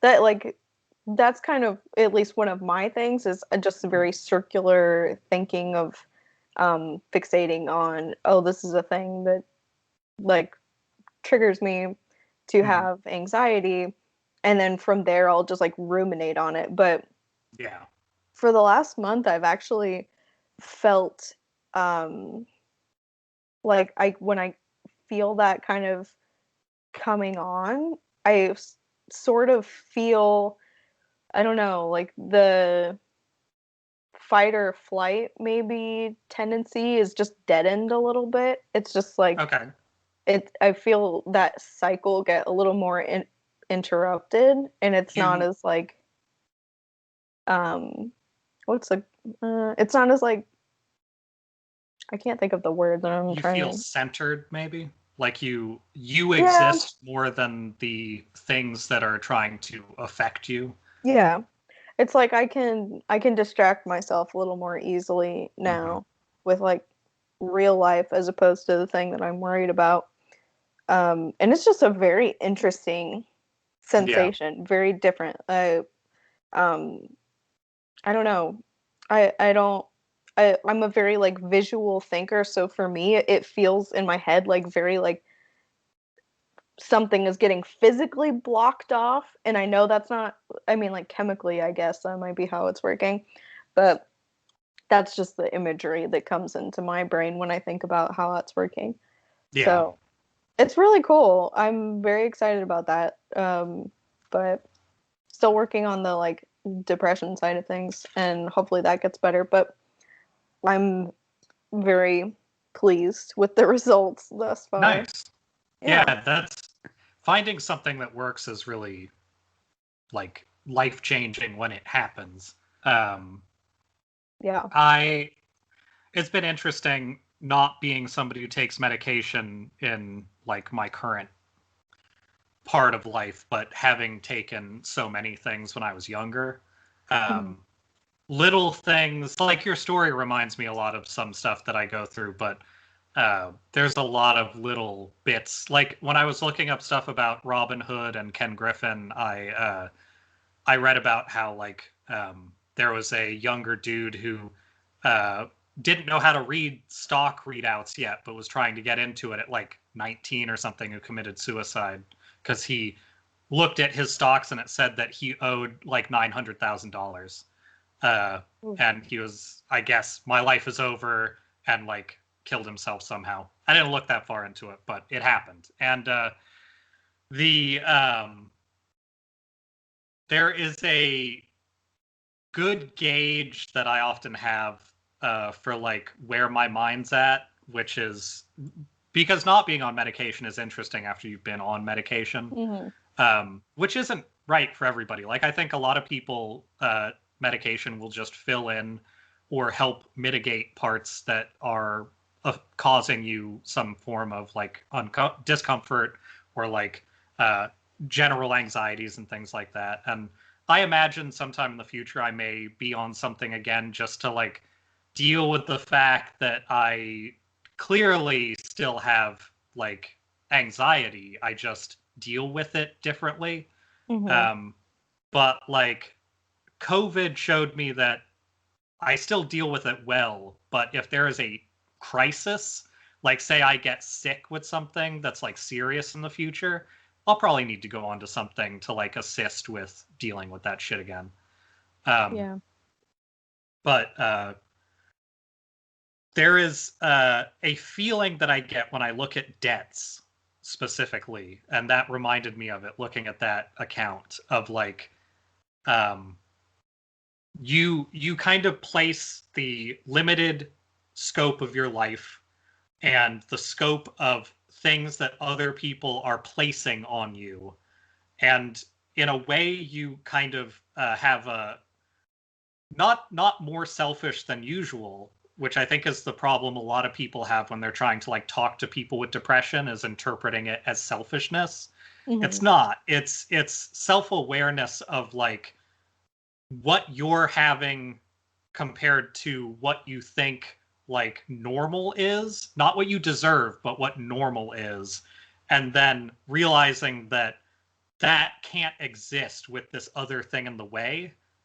And the way that you think about that can really mean a lot in depression. So like for me, looking at student loan debt, which I will probably have until it is dissolved when I'm like 50 or something, it was literally like, oh yeah, you have this for like 20 years and like it should go away. It's like, oh great, that's bright future. Yeah. And that was talking to a lawyer while they were putting stuff into a consolidated piece. They're like, yeah, no, I mean, you can still pay it off, but like you're going to have to basically, unless something amazing happens for you, pay as little as they'll let you pay until they decide that you don't have to pay it anymore. And it usually takes around here. And it was like, when I'm 50, from the scope of a anxious person, I'm already dead, right? Like that's the end of my life. Like that's how I see it. Yeah. Like realistically, when you hit 60, you should be saying, okay, here's the third of my life where I have to like really be cautious. But for people who aren't fucking 60, I honestly, when I was like coming out of high school, my thought was like, okay, once I turn like 29, I better be in a spot where I'm like set up. Cause like there's no way I'm gonna be able to like be a millionaire or whatever you want to like say that like weird like process is of deciding where you're gonna be. If I'm not really successful by then. I hit 29 and I realized that like I've had tons of art shows. I'm only getting more. I'm like doing the things that I really like, and I have a job.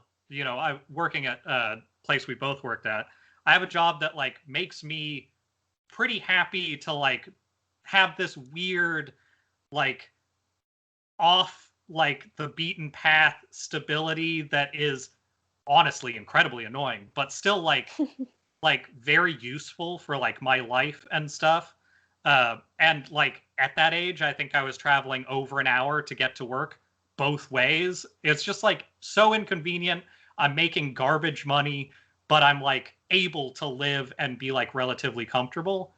And that was enough for me to realize that like uh, all of that weird like anxiety and stuff doesn't have to do with reality in the first place.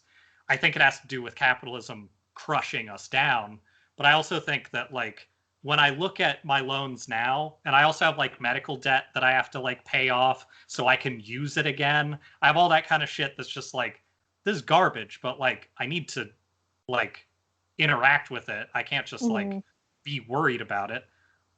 Ultimately, it is still that worry though of like I have to be concerned about things, because if we do institute things like say debtors prisons, which they have talked about in the last like decade, um, something like that comes up, I'm exactly the kind of person who ends up in there. A lot of people are, in fact. I would say if they decided to institute something like debtors prisons, our whole fucking generation's in those prisons. Yeah. And that's actually sort of what made me happy at the start of COVID to like live in at least the kind of state that I live in, not the physical, like the state of Washington. I mean, like the way that I interpret things, and not the way I used to be when I was like really having trouble defining my own depression, is that it just made me happy to know that I had a shared experience with everybody else. That like, oh, I have this weird like my coping mechanism that I use to like avoid the anxious part, since I don't really hit the depression part anymore. Like that part kind of doesn't exist for the most part unless I'm like really worn down and really anxious for a long time. Then sometimes I'll get depressed, but then like uh, the worst that usually happens with my depression now is I start making really like fucked up art, and I'm like, oh yeah, I love doing this. um, and like that's not a magic bullet. Like that could go away if I say ended up in a weird harem anime and don't have any arms anymore. But I'd learn how to use like a chin do with like a pen on it or something, or a brush, just jam it in there, or a baldo. I mean, you don't know, that could work for doing some kind of art. I did I send you the baldo? I don't think you did. Okay, I'll send you that. Okay. I just found out last night that the last podcast on the Left guys do a stream like once a week. That's an hour of fantastic videos. It's also great because a lot of those videos are things that I've found in the past and get to rewatch with people being like, I found this crazy shit. And it's like, yes, I found that 8 years ago.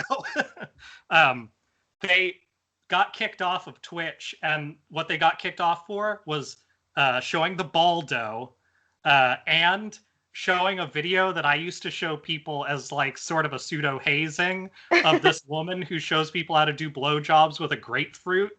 And I'll send you that video. Don't worry. Okay, good. And it's the best having something from like, God, 8 years ago minimum show up as like, oh, this got people kicked off the internet. That's excellent. But they start up their stream. I'll direct you to that channel because it's real good. I would love to watch that sometime. Yeah. As long as you're willing to see occasional, probably death, like little bits of it. Okay. But not that bad. I laugh a lot in the bits that were like, it's I'm like not proud of it and not proud of it at the same time. I don't know. It's very good. Anyway, back to depression. I'll give sort of a medication solidarity thing. I'll give the list of stuff I remember being on at least, and then I don't know, if people think I'm normal enough, maybe that'll give them hope that it's not a big deal. I was on and I know these aren't all depression medications, but they were all for like depression and some amount of suicidal ideation and some stuff like that. But it was Klonopin, clonazepam, Depakote, Ambien, Zoloft. And there were like 2 others that I can't remember now. Also, that was Ambien before it was fully released, so it fucked me up. I remember you telling me that, yeah. I was on all that shit, a lot of it at the same times. Not all of it at once, all the time, but like a lot of it at once. To the point where my parents were even just like, I don't know if you should like have all of this, but we're trying stuff. I was on like medication to see if I had lupus at one point because they thought that and depression might be linked.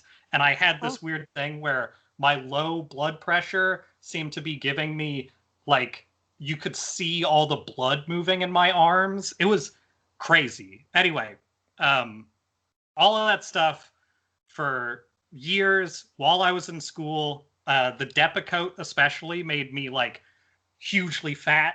I still, if I don't have a shirt on, it looks like a tiger has like taken its claws and scratched all the way around my body. It like that stuff fucks you up, but it just depends on like what you're doing. And I came out the other side of it. My last like 6 months in high school, I think, I all of a sudden like got sort of a different perspective of myself through a lot of that stuff. It happened after I went to the hospital for being emo, essentially. I still have my wristband from Valentine's Day of that year in a box somewhere. But I just got a text that's a link from somebody. I do know the person at least, but it's just italics and it says "girl plastic," and I don't want to see what that is. Anyway, I don't know about that. So you can go through a lot of weird shit, and it's often stuff that feels like this is just the way life is. Mm-hmm. And that's probably the thing that I think is most important is like medication doesn't change anything about you really. It just changes your ability to like see yourself normally. Yeah. And assess the situation normally. And that's why we have a fucking FDA. And that's why things take a million fucking years to get finished. Is sometimes funding. Like we should have a cancer like solution by now. But at the same time, we should have had a cancer solution at like the year 2005, honestly, like based on being at least very lightly aware of a lot of that research. That should already be done. But the good things it's done is when our like federal drug like stuff is all working well, we actually do things pretty safely, and that's pretty cool. But let's just hope that privatization doesn't spread everywhere. And speaking of privatization, fuck Ken Griffin and fuck all of those assholes who do stock market shit. Before we launch into the next topic, yeah. I need a pee break, but feel free to continue discussing. Okay, let's talk about piss. No, I actually already did that, so I won't do that for this. Excellent. Let's see. I got bad notes here. I'll have to talk about that when she gets back. Actually, we'll keep that between us. I mean, you guys might have heard about some of the food crimes happening in the fast food world. We'll get into that a little bit. I had a potential joke here about how the stock market works. And it was if you buy 4 billion pizzas that are going to get stale and then you sell them back covered in gold to GameStop. But it never came out because like it was a bad joke in the first place. And I don't know. It's not worth it. Let's see. I was going to talk about Karl Marx because we were talking about stocks, and then I decided against it because everybody gets all pissy when people talk about Marx because apparently that's a big shit point for a lot of people. If you have problems with Karl Marx in terms of philosophy, you should go actually read just shit that he said and not just people analyzing it or arguing about it, because like it has a lot to do with what people consider capitalist theory now, and people who like do stock market shit are basically taking the things that he said, don't do this stuff, and like doing it. So like you could learn a lot from reading through some of his work. And he was sort of a shit dude when it came to certain things. I think he was also like a racist and stuff like that. Unsurprising, because of the way the world is. But like we also base everything in our society off of people who were hugely racist. And I don't know, go read some. Also, maybe read some John Maynard Keynes. That can be really useful. I had some video game stuff I was going to go into. I probably won't. I've been playing a lot of dumb stuff on Switch mostly lately, but they also had a sale on PlayStation that you might still be able to catch if you have a PSN account. They have a bunch of old games for cheap, like $5 cheap. I got Dark Cloud 2. Dark Cloud 2 Rogue Galaxy, some like pretty giant JRPGs with interesting mechanics. They're also selling things that are like retro style. I don't think you can get Hollow Knight on that, which is a bummer, but Hollow Knight also only costs like $15, so maybe get that anyway if you don't have it. And you can get that on everything, I think. If you like Super Metroid, but wish it were way longer, that's what Hollow Knight is. Very similar feel to it. Oh, we got Bat Madison coming back. That's the Bat Madison symbol.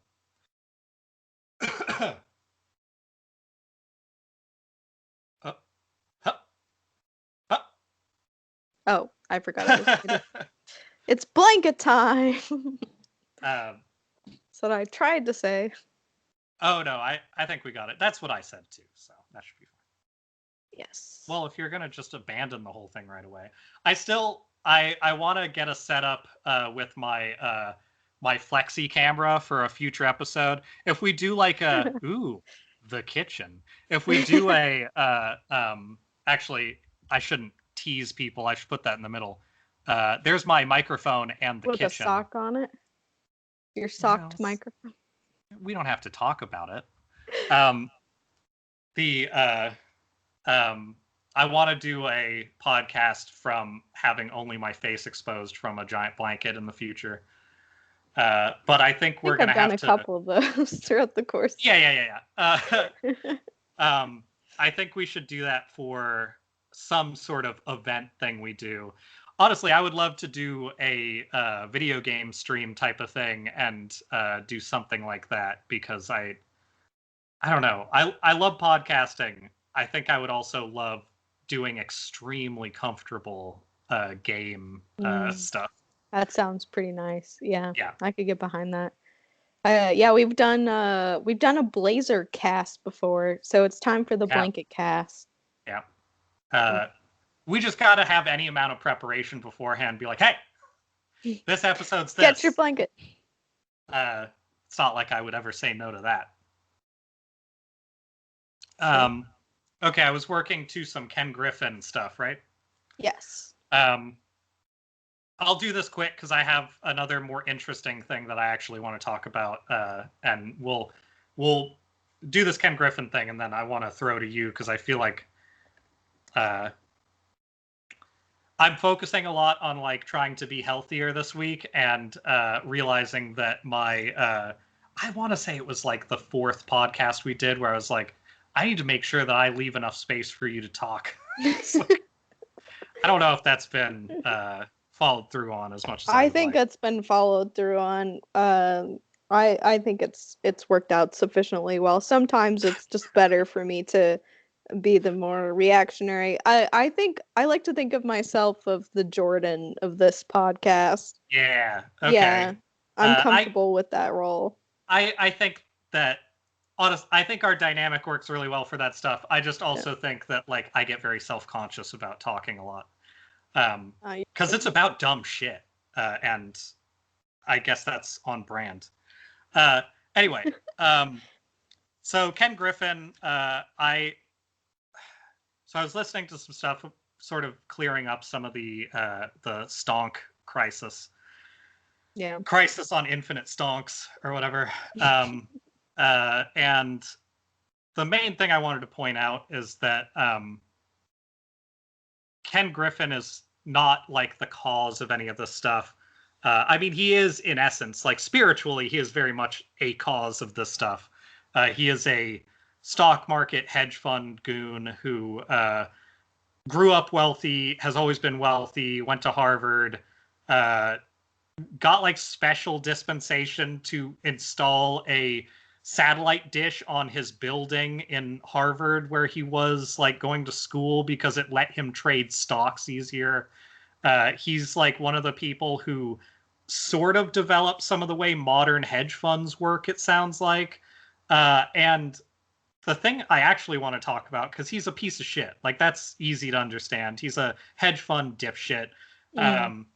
Robinhood, which I mentioned earlier, it's a garbage company that is basically now that I know what it is, like I'd heard ads for it. A lot of people have. If you listen to podcasts, you almost certainly did like 2 years ago. It's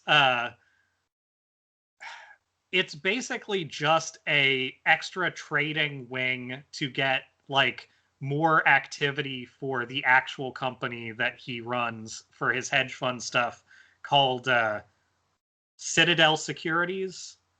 And he runs that, and also it runs Robinhood, which is like a for the people thing. In looking up more about him, the name Robinhood actually makes total sense, even though people were saying that it, like, why would they name it that? It's like the opposite of what they do. Mm-hmm. It's because his belief is that the government is always stealing from us, and the only way to like regain power from the government is to not have a government and have all the money. So he literally does that. That's maybe an even worse indictment of his character. Robinhood is exactly what he thinks that company does. He thinks that it's funneling money from people who normally couldn't afford stocks into his pocket, and that is what Robinhood does. Because it's the whole problem of looking at people as the masses. The masses are people. Like, that's what society is. And rich people have this obsession with the idea that the masses are actually the problem when they're the people. So it's that whole issue of like, he thinks that the masses are going to make his life and everybody else's life worse because he won't have his third yacht, you know? So that's why we don't have healthcare. That's the reason for a lot of shit is people like him. Mm-hmm. And looking up the money that Citadel trades in each year is incredibly frustrating. It's like it's more billions than like a lot of the like bailout stuff has been per year that they trade in. Like they make fuck tons of money, and his track list of things that he's done are like really frustrating. So he worked with Bill and Melinda Gates to try and privatize and set up charter schools all around the nation, which, in my opinion, is one of the most evil things that Bill Gates has done, is trying to turn education into like a stratified, like, basically, like, as much as people like to talk about like privatized schooling as though it's homeschooling, it's the opposite. It is changing things into being official, that when you have money, you get better schooling and that's it. And what we should be pushing for is public school funding only, because that's how we get an equitable society. You can teach your kids whatever the fuck you want when they're not at school, but you need to have regular people able to get all of the information that you get, and it needs to be non-religious.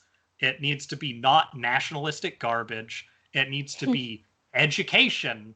You can handle your nationalizing and like turning your kids into zealots, doing all of that shit. You can do that on your own. You don't need the school system to do it.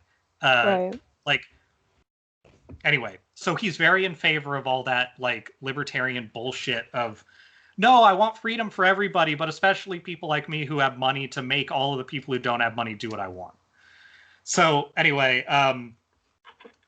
he's one of those people, and the other stuff that he does is he has a like it's like $800 million art collection that includes pieces by like Koenig and Pollock and Cezanne, I think. Like, he has all these like really notable and or important art pieces, and he also does a lot of like only like large, like very established institutions, like the Art Institute of Chicago's Modern Art wing, all these things. He's got like a bunch of shit named after him now in like museums, and specifically like art museums. And he like funds a bunch of like it's like funding education, but it's like specifically for like higher learning, like high society education shit. It just sucks. It's very like uh, it's frustrating. So he does a lot of like philanthropy with a very meager amount of his actual money that still makes a huge difference because he has a ton of it. And he's, I mean, to link this all together, he's the guy who made the call to shut down the option to buy from Robinhood, which makes no sense in terms of if other people were doing it, but it totally does for if a bunch of Redditors are doing it, because it was impacting the stock market too much. So I guess we can just say no when people want to do that for us, but we get to do it because we already have money. And to be fair, and the we've been Redditors, doing it for a long time. The Redditor people are not victims in this. It's just like if anything positive happened, it's that they exposed to more people how absolutely garbage the stock market is. So anyway, Ken Griffin is a piece of shit. And would you guess that he's a old white man with a shitty white beard who likes like cognac and boats? Because he is. Wow, surprising. The amount of old white men with 50s style mustaches I've seen pictures of from the last week and a half are embarrassing. Too many. Old people need to like adapt when things change, or go hang out somewhere and not ruin everybody else's life. Anyway, that was the boring thing I wanted to talk about. Now, I would like to shift to you because, well, actually, let me shift to something we can both enjoy, and then I'll shift to something else in a bit. Okay. You hear about this this tuna fish? I've not. Let me oh no. go ahead and send you something that I'd like you to read. Oh no. Yeah. Okay. I think this should be saved in my phone. I don't need to copy it from anywhere. God, this is just perfect for what I needed to deal with. Also, I do want to note I am a garbage person, and this is my favorite thing to eat from there. I eat there like maybe once every 4 years at the most. Like it is not a concern for me, but holy shit. Go ahead and read it. Oh no.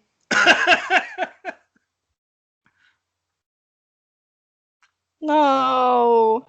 Read that out loud for the people, though. I want everybody to know. Okay. Subway's menu is quite explicit about what is supposed to be in the sandwich. Flaked tuna blended with creamy mayo, then topped with your choice of crisp, fresh veggies. But the Washington Post reports a recent California lawsuit claims that, in fact, the ingredient billed as tuna for the chain sandwiches and wraps contains absolutely no tuna. Oh, God. In fact, according to the lawsuit, it is made from anything but tuna. That's quotes. A pretty broad. Yeah. Based on independent lab tests that reveal the so-called tuna is instead a mixture of various concoctions that do not constitute tuna, yet have been blended together by defendants to imitate the appearance of tuna. You'll notice the word defendants because this is an actual lawsuit now. It should be. Oh my God. So, God damn it. I have to save this. Yeah, I've had tuna sandwiches a few times in my life from a Subway because I don't like Subway, and that's one of the things I could handle. Because their other sandwiches taste like a fake sandwich you'd eat off a movie set. And after last summer, the UK being like, this isn't bread, and it being like, yeah, of course, and them in the past even saying, hey, we use this material that is used for yoga mats to like puff our bread up. It's like, yeah, it's clearly not bread. And now, so the scariest part, I didn't look it up. There is a response from like an official response from Subway. Mm-hmm. What do they say? So it's not what they say, it's how they say it. They say, this is absolutely tuna. But, which is already that seems like the worst way you could go. No. They say it, but they say it in like 2 full paragraphs of like, why I never. How could you even insinuate that this isn't 100% pure tuna? Like it's just the most like aggressive, long, rambling thing, and they never address anything that's like, so where's it from? They never address like all they address is like, how dare you, sir? And you'll notice in that statement you read and in other things, if you look it up, they talk about it a lot as like, well, we know it's not tuna. They never insinuate what it is. And it specifically, you would think they would say it's a combination of other seafoods or it's a combination of all these other things. They never say what it is. They always say it's anything but tuna. So what the fuck is it? That's horrifying. It's just like I know there's like rat in a lot of our bread. There's like bugs that get caught in a lot of our food. Right. There's wasps in our figs. There's all this stuff. It's like, it's totally fine. I get it. But they tell us what's in it. You gotta tell us what's in the fucking fake tuna. You gotta tell. I need to know. It's very important. Because like the Taco Bell thing from years back was like, they use like a shredded fiber mesh thing in it for some of it for the beef. Mm-hmm. It's not all that, but it's not all beef, and that may have changed since then. But it was one of those like, yeah, it's kind of like, it's not cardboard, but like it could be. It's got sauce on it. Who cares? This is tuna. What's the tuna? Also at that point, it's so horrifying that they're not even like, it's a different fish that we're just calling tuna. It's not even fish. Never said it's fish in any case. And they've never even said it's mayonnaise. They've never said anything. And the fact that you are now getting not bread, not tuna, not tuna, and some vegetables, and that's the sandwich. I don't like that. Anyway, I've read a few Japanese horror comics from like the 70s and 80s, and this never ends well. It's always like a animate mascot that they're cloning to like make the meat out of something. This is horrifying, but also I kind of love this because I have an ex who that's the only thing they would ever get from Subway. Oh yeah. And I was always like, that is disgusting. Like, there's no way that that's good at all. And now I have proof. Yeah. Finally. Yo, dog. Check this shit out. Anyway. I wonder if it's vegan. Who the fuck Definitely knows? not. Definitely not. Absolutely not. We don't even know what it is.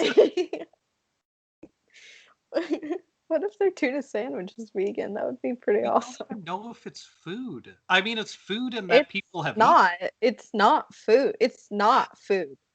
I have had a number of types of sandwiches from a Subway in the entirety of my history. It probably less than 20 times, but I've had a variety of things.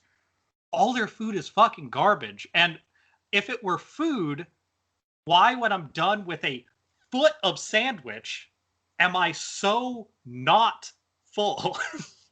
It's so much sandwich to just be like, I don't feel like I ate anything.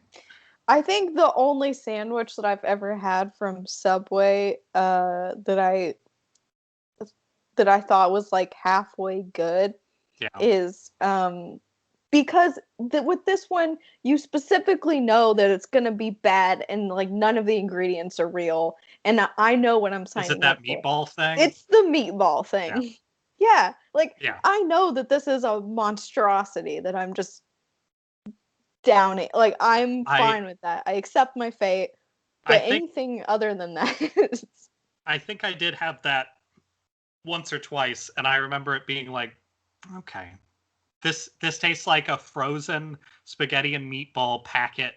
Meatballs tossed into bad sandwich. It's exactly what I expect. Yeah. When you tell me it's a meatball sandwich, that's exactly what I want. So I do have a very specific memory that the cheese on that meatball sandwich was like oddly sour.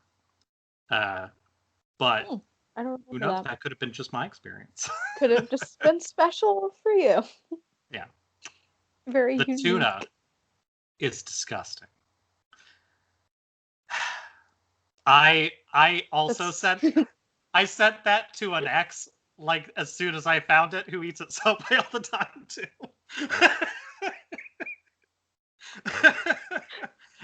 I just sent it. I just posted it to mine. I'm literally the response I got yesterday was like, "What the fuck?" And then also like, "I haven't heard from you in a year and a half." Yeah. I did eat some Subway. That's the perfect way to re-enter your ex's life, is to be like, just so you know, you have not been eating tuna. Hey, I want to drop in and say, like, congratulations on the marriage. Like, it looks like you're doing really well. Also, hey, check out this little thing I found. Hey. Yeah? How you doing? Remember me? I think that you ended up going your own way because, like, I was always obsessed with weird stuff. Well. Yeah. Oh, that's great. Mm-hmm. Thank you for bringing that to my attention. That was one of the highlights of my week, honestly. Was pretty good. Was finding out that it was not tuna. What the fuck is it? Like, what could, I'm like, what even could remotely have?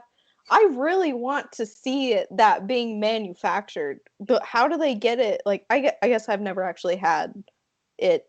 I've never had the Subway tuna, but it looks like tuna. Yeah, it sure does. And it's like, what?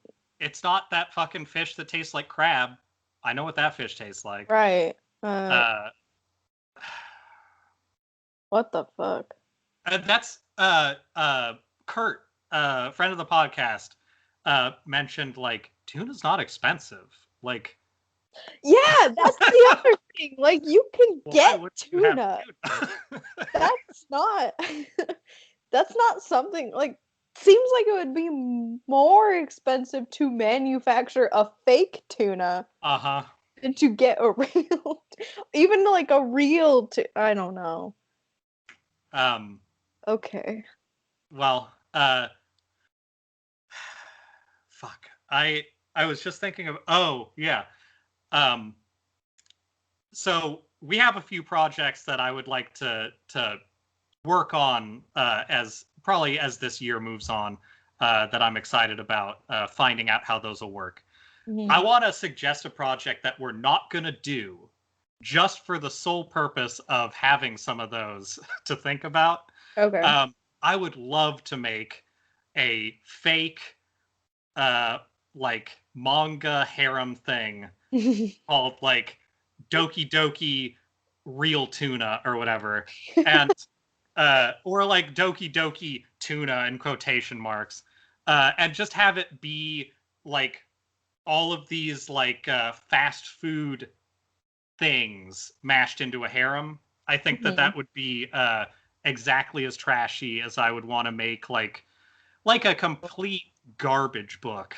Yeah, and I think my version of anime drawing is like perfectly horrible for that, because I can't do anime for shit, and so that would be really good. Really You good comedy. so you get hit by a bus. Let's throw in some anime ideas. You get Okay. hit by a bus saving a child who probably chased a ball into the street. Then you wake up and you're in high school again because of course you are. It's a manga of some kind. Yeah. And it turns out you're in the fairyland where all of the people who make these fake foods come from, and you meet a bunch of I'm gonna say this character is female and all of the harem is male because I think that works better for the character motivation. So you could have like the tuxedo mask looking dude who secretly is also the person who developed the foam bread for the foam bread and the like make believe tuna for like a Subway kind of place. Yeah. And then you have like the sort of looks like have you ever seen Homies, like the little garbage figurines that you get out of like a capsule machine? Oh, yes, yes, yes. You have a guy who looks like one of those who is the Taco Bell prince who makes their like shredded cardboard meat and decides to make different things into Doritos. You have the KFC one that is in charge of making. I mean, KFC literally made one of these. They made a romantic dating sim game where you date the Colonel. So, like, there's already precedent for this to exist. That. Yeah, yeah. This is totally. Then you have to have one person who's like the inventor of the pink slime for McDonald's. It could be a slime girl. It could be a slime prince with like the very like pink hair, you know, all that stuff. Yeah, it could be a slime girl or whatever monstrosity consists of the McRib. That's a special kind of horrible. The secret of this fairy man is that he doesn't have any bones.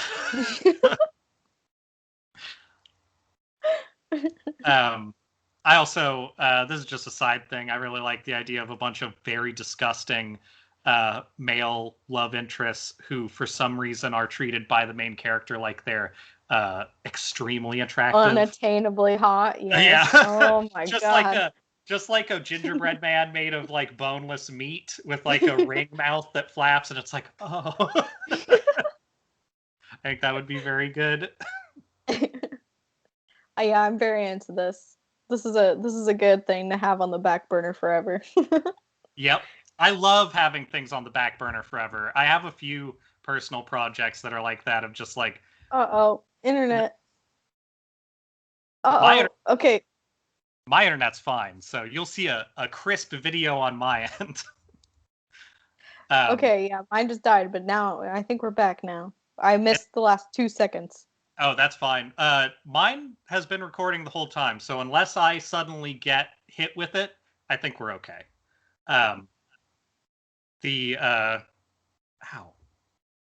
Cut myself on something. Don't worry about it. I just found a cut on my leg. I haven't been sleeping great. I went to work the other day after going to bed and literally laying in bed for 9 hours, like trying to not do anything to distract myself, so just laying there, and it felt like I was like 12 years old again, just like that's. I had a very similar experience last night of just like I don't know. Those are the nights where I most wish I still had a cat or a dog or something, because animals are good at like focusing on, and then you can just be like, I guess it's fine. I got this weird like hairy monster next to me that's hanging out. Like I can just sort of think about stuff and hang out. But when completely alone and like the air was decent enough and has been only between the hours of like 2 and 5 in the morning, to where I could open my window and like get like circulation going. And it like rained hard enough for like, I don't know, it to feel nice. So that it was honestly not unpleasant, but I felt really bad. I was carpooling back home after work with our mutual friend, and they're one of those people who has like a seat warmer and like loves hot air in their car. And I was like having a conversation with them and just like I somehow I pulled it off. I don't think they noticed, but I was like almost asleep every second of that ride. And that was a little awkward, but I managed to get in the house and pass out without any harm coming to anybody. So That's good. yeah. Oh man, hot car is like Hot car is so fucking hard to stay awake in. maybe next time I'm like trying to fall asleep really hard, I'll just envision myself inside of a real hot car. Yeah. That sounds good. That sounds comfy. I'm also one of those people. You probably had similar experiences in my car because I know I had like seat warmers and then hot air probably going. I feel like uh I feel like our drives were often sort of like this podcast in a way that like kept me up a little easier. Um, Oftentimes in this other ride situation, it's more talk about like it's still stuff I enjoy, but it's a lot more work talk and a lot less, um, you know, garbage. Garbage. uh, Yeah, that makes sense. Certain celebrities' penises or something comes up once in a while, but that's about it. Mm. We usually hang out and talk in a distanced hangout, sitting outside of the car, and that's fine. But specifically car talk, I'm not saying that you're like a more confident driver or anything. I'm just saying that like it's a different car talk. Well, I know that wouldn't be so. So do you have another thing? Because I have another like topic that's light that we can get into. Yeah, I guess I do. So I was gonna mention this like on our last pod, but I didn't really get around to it. But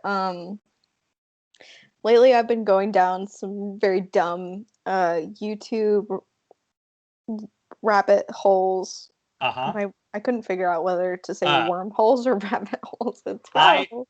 I'm gonna be sending you a video if I haven't already. Did I send you that Star Wars video? No, I don't think I did. I don't think so. Okay. Um, You're gonna have another rabbit hole to go down in the okay, future.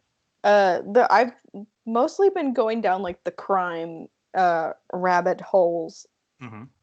Is rabbit holes a saying or is it rabbit trails? Like why does this sound so wrong to me right now? Rabbit Who hole? cares?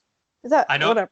I know it's not tuna. Okay. I'm not interested. We can say whatever we want. Okay. Whatever. I'm sticking with it. So, I found this one channel that has a bunch of I think it's called like JSC Criminal Psychology or something like that, but it's Okay. just a channel that has a collection of like um interrogation footage from different Oh, okay. murders and Interesting. stuff. Excuse me. And it's really uh it's really interesting. Like the guy who does it narrates it and will kind of like pause and give his kind of commentary on the psychology of the situation. But he had one video um that was going over the Chris Watts murders. Are you familiar with that? I definitely have listened to stuff about this, but you need to refresh it because I have listened to too much of that garbage to It's remember. Yeah, it's a semi-recent one. I think it happened maybe like last year or Okay. something. But basically the guy um was having an affair and he had a wife and two kids, two Mm-hmm. daughters. He was having an affair and wanted a brand new life, I guess. And so he murdered his wife and his two daughters and put the daughters in like gas tanks or something because he Okay. worked. Does that sound familiar? It sounds familiar, but Yeah. so there's a type of killer called a family annihilator, Yeah. and I I listened to a chunk of that stuff recently, including they did a recent episode on last podcast on the left, a two-parter about one of the more famous ones of those. I would suggest listening to it. It's like 2.5 hours of like pretty interesting shit. Is it about what's his name? BTK? Is he one of those? No, BTK was a serial killer. He was just a psychopath. Oh, I'm just thinking of that one particular family that he. Oh, he still killed like groups of people, but no, he was a family annihilator is typically in the family, and then they do it. Oh, Think okay. more like that. It's more like the Amityville Horror. Like that's sort of more the fashion. Well, if it's who they think it is, which was one of the kids, most likely. Okay, that makes sense. Anyway. Yeah, I'll probably listen to that. But and what's this guy's name again? So I can remember it. I think the channel's name is JSC or JCS Criminal Psychology, one of the two things. But yeah, and the killer's name is Chris Watts. Chris Watts. Okay. Yeah, and that's a pretty. There's a lot of footage about that one because the officer that came to their house, like, it's a really interesting kind of order of events because the wife, I think her name is Shanann, came back from a work trip at like 1 a.m. or something, and then early that morning he killed her, and then actually he killed her and then took the daughters with the mom's body out to the disposal place and then killed the daughters there. Okay.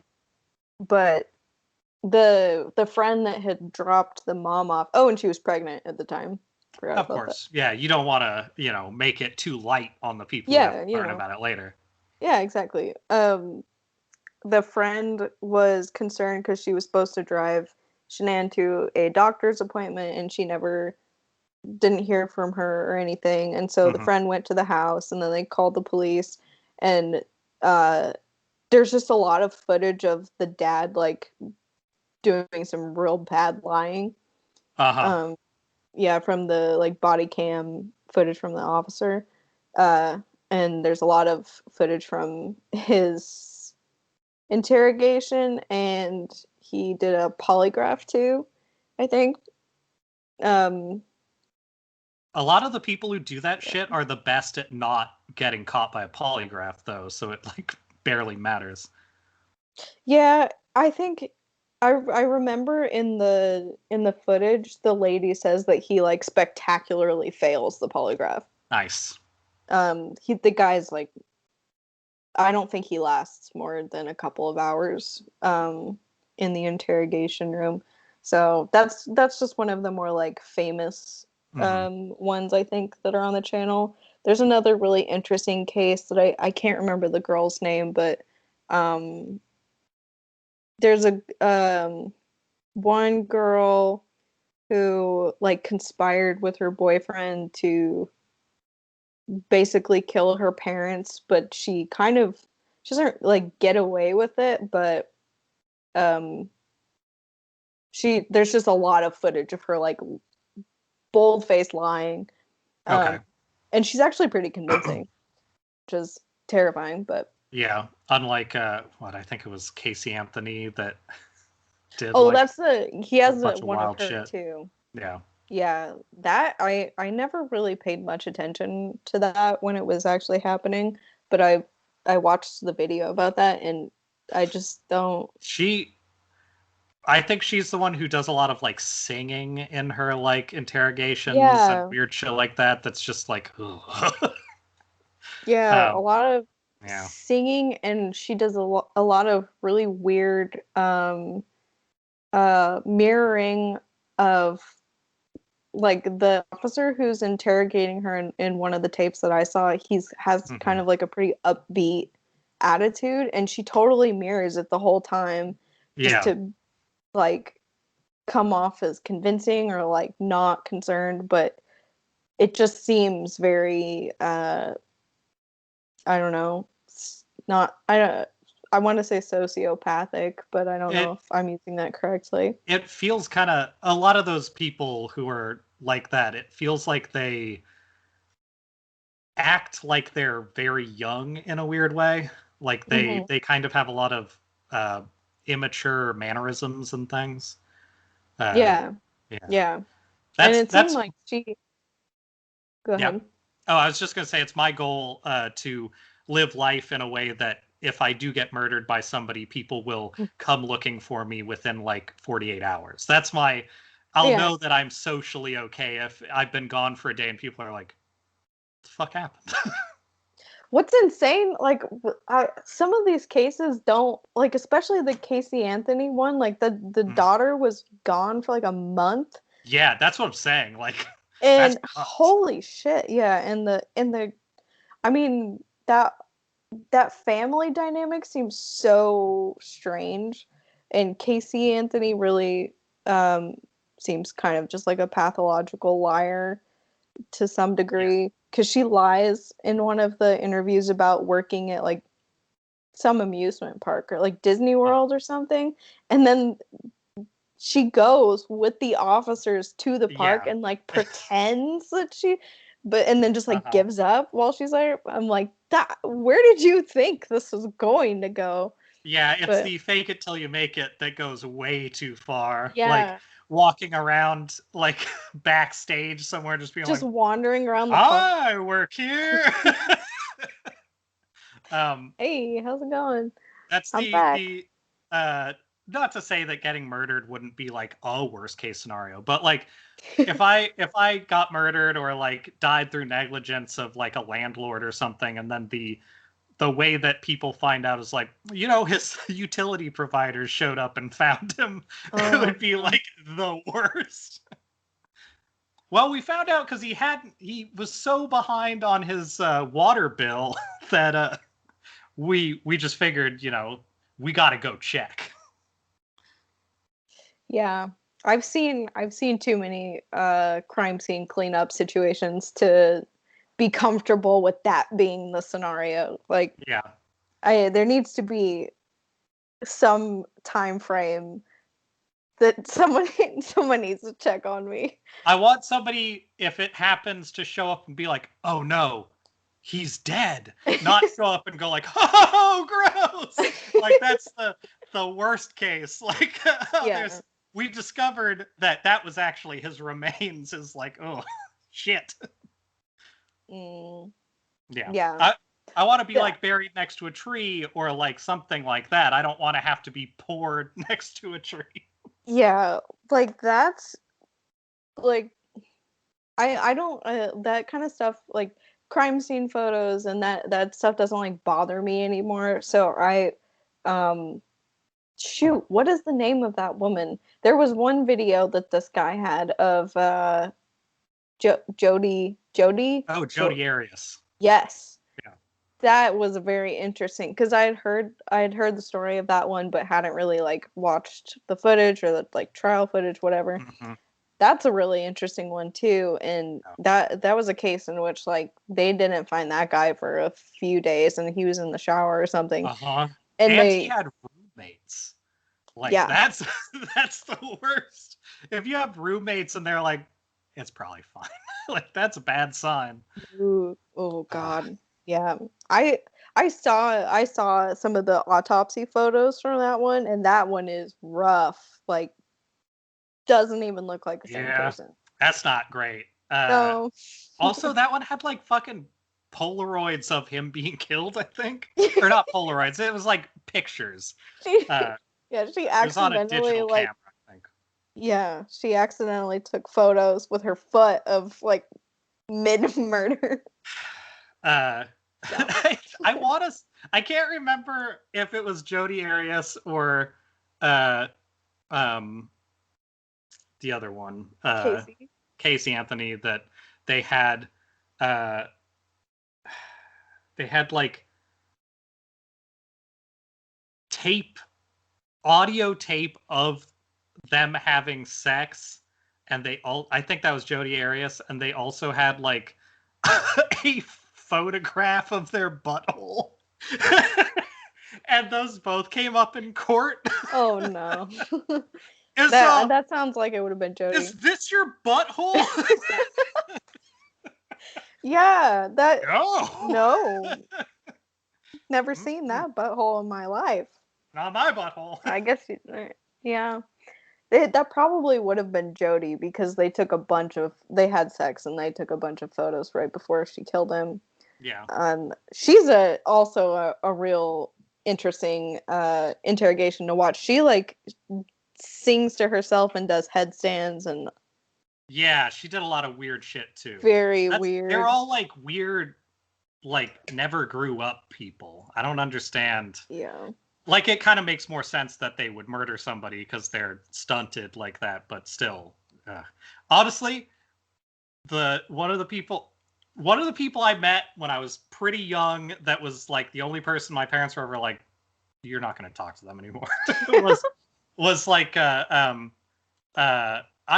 it was one of those people where it was like, oh, I'm going to date this person, and I'm so glad my parents stepped in, but also really weirdly, I had their number, and this is like technically the second smartphone I've had. I've kept my numbers all the way through every phone I've had, and I had a phone at that point. Their picture updated in this phone. So I got a picture of them, like a current picture, and it was just like, what the fuck? Like, it's so weird. And like, I only knew them for like a month and a half, maybe, but like their picture popped up and it was like, this picture is clearly like a later picture, but they are like still like sort of anorexic, dressing like they're like sort of a goth tween, and it's just like, man. And also, like, if anybody is watching this and is a younger guy, crazy's not the best. Like, wait, if you're in the stage where you're like, maybe I should just date a crazy person, just wait on it. It seems exciting, and it will be. Oh, it will be. It will be, but maybe in a really bad way. You'll be in a kitchen after they get off a night shift, and they'll fucking brandish a knife at you, and you'll be like, oh, I made a mistake. Uh-oh. Whoops. You know, not that I would know. Not that you'd have any experience there. So I have a thing that I wanted to bring up because I was like, I was looking at some stuff about Florida recently. Also, that's where Ken Griffith is from. That makes perfect sense. But sorry, Florida. Yeah. So I just wanted to touch on this because I really enjoyed it. There was I forget how I got to this. I was looking up something that was in relation to like some dumb shit. There was another half of this where I was going to talk about like a certain plant or something, and it just disappeared from my mind. It was the point where I was maximum like feeling bad this week. So like it's not that surprising. I was probably just like, I don't know, I like squirrels now. Like it was that kind of shit. But somehow I went from this also, I think that the FBI people who got killed like trying to check on that one house or whatever this week was also in Florida, I want to say. Anyway, so I was looking up stuff in Florida, and I started seeing the stuff about like, yeah, you know, in the like Florida and sort of the edge of Louisiana and stuff, you know, there's just people who will drop dead sometimes over by like the Everglades and stuff. And I started looking into that, and it was like people talking about like these like myths of like death trees. And I found a bunch of stuff about this thing called what is this? All right, I'll just read this tree hugger article. It's a sustainability website. This is not very well talked about on the internet. It actually took a while to find a lot of this I've stuff. never heard about this. The Manchineal tree may be endangered, but so is anyone who messes with it. That's because this rare tropical plant, which offers deceptively sweet fruit, the fruit looks like a little green apple, is one of the most poisonous trees on Earth.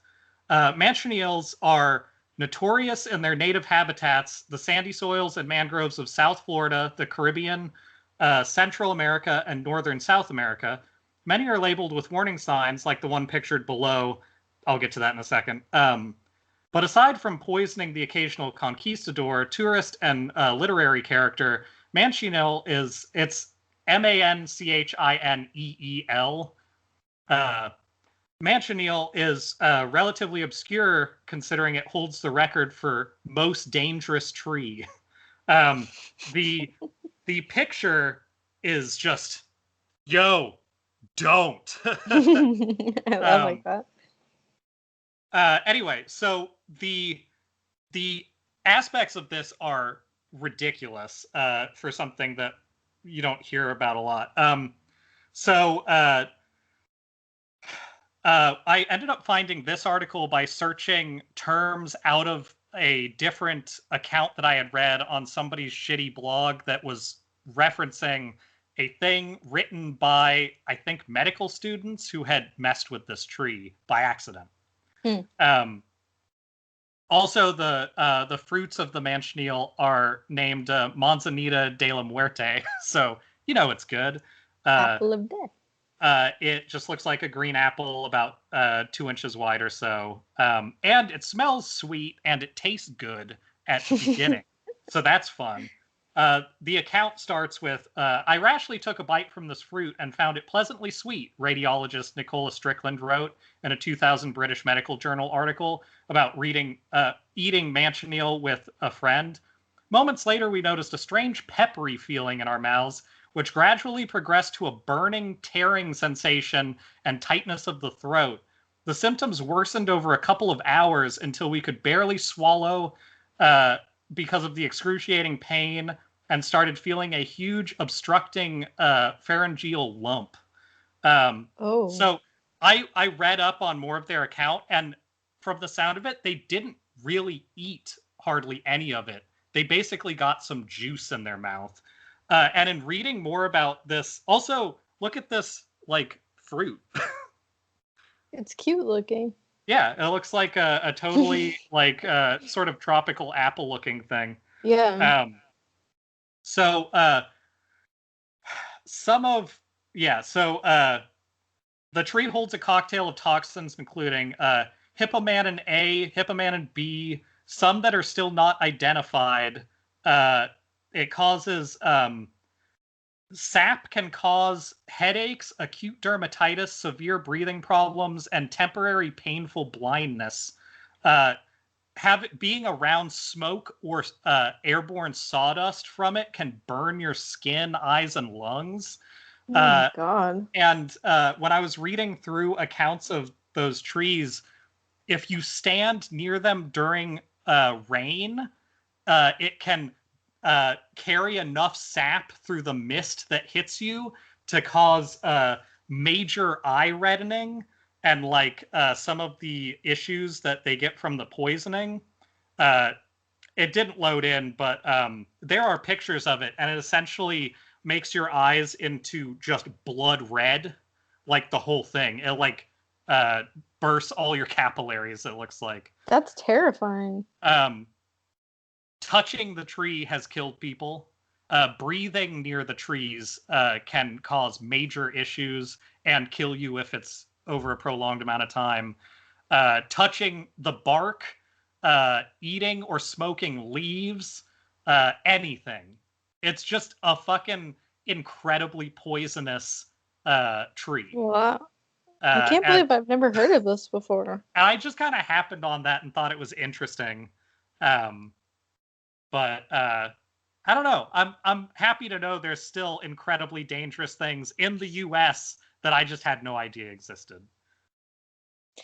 Oh my God, this looks horrible.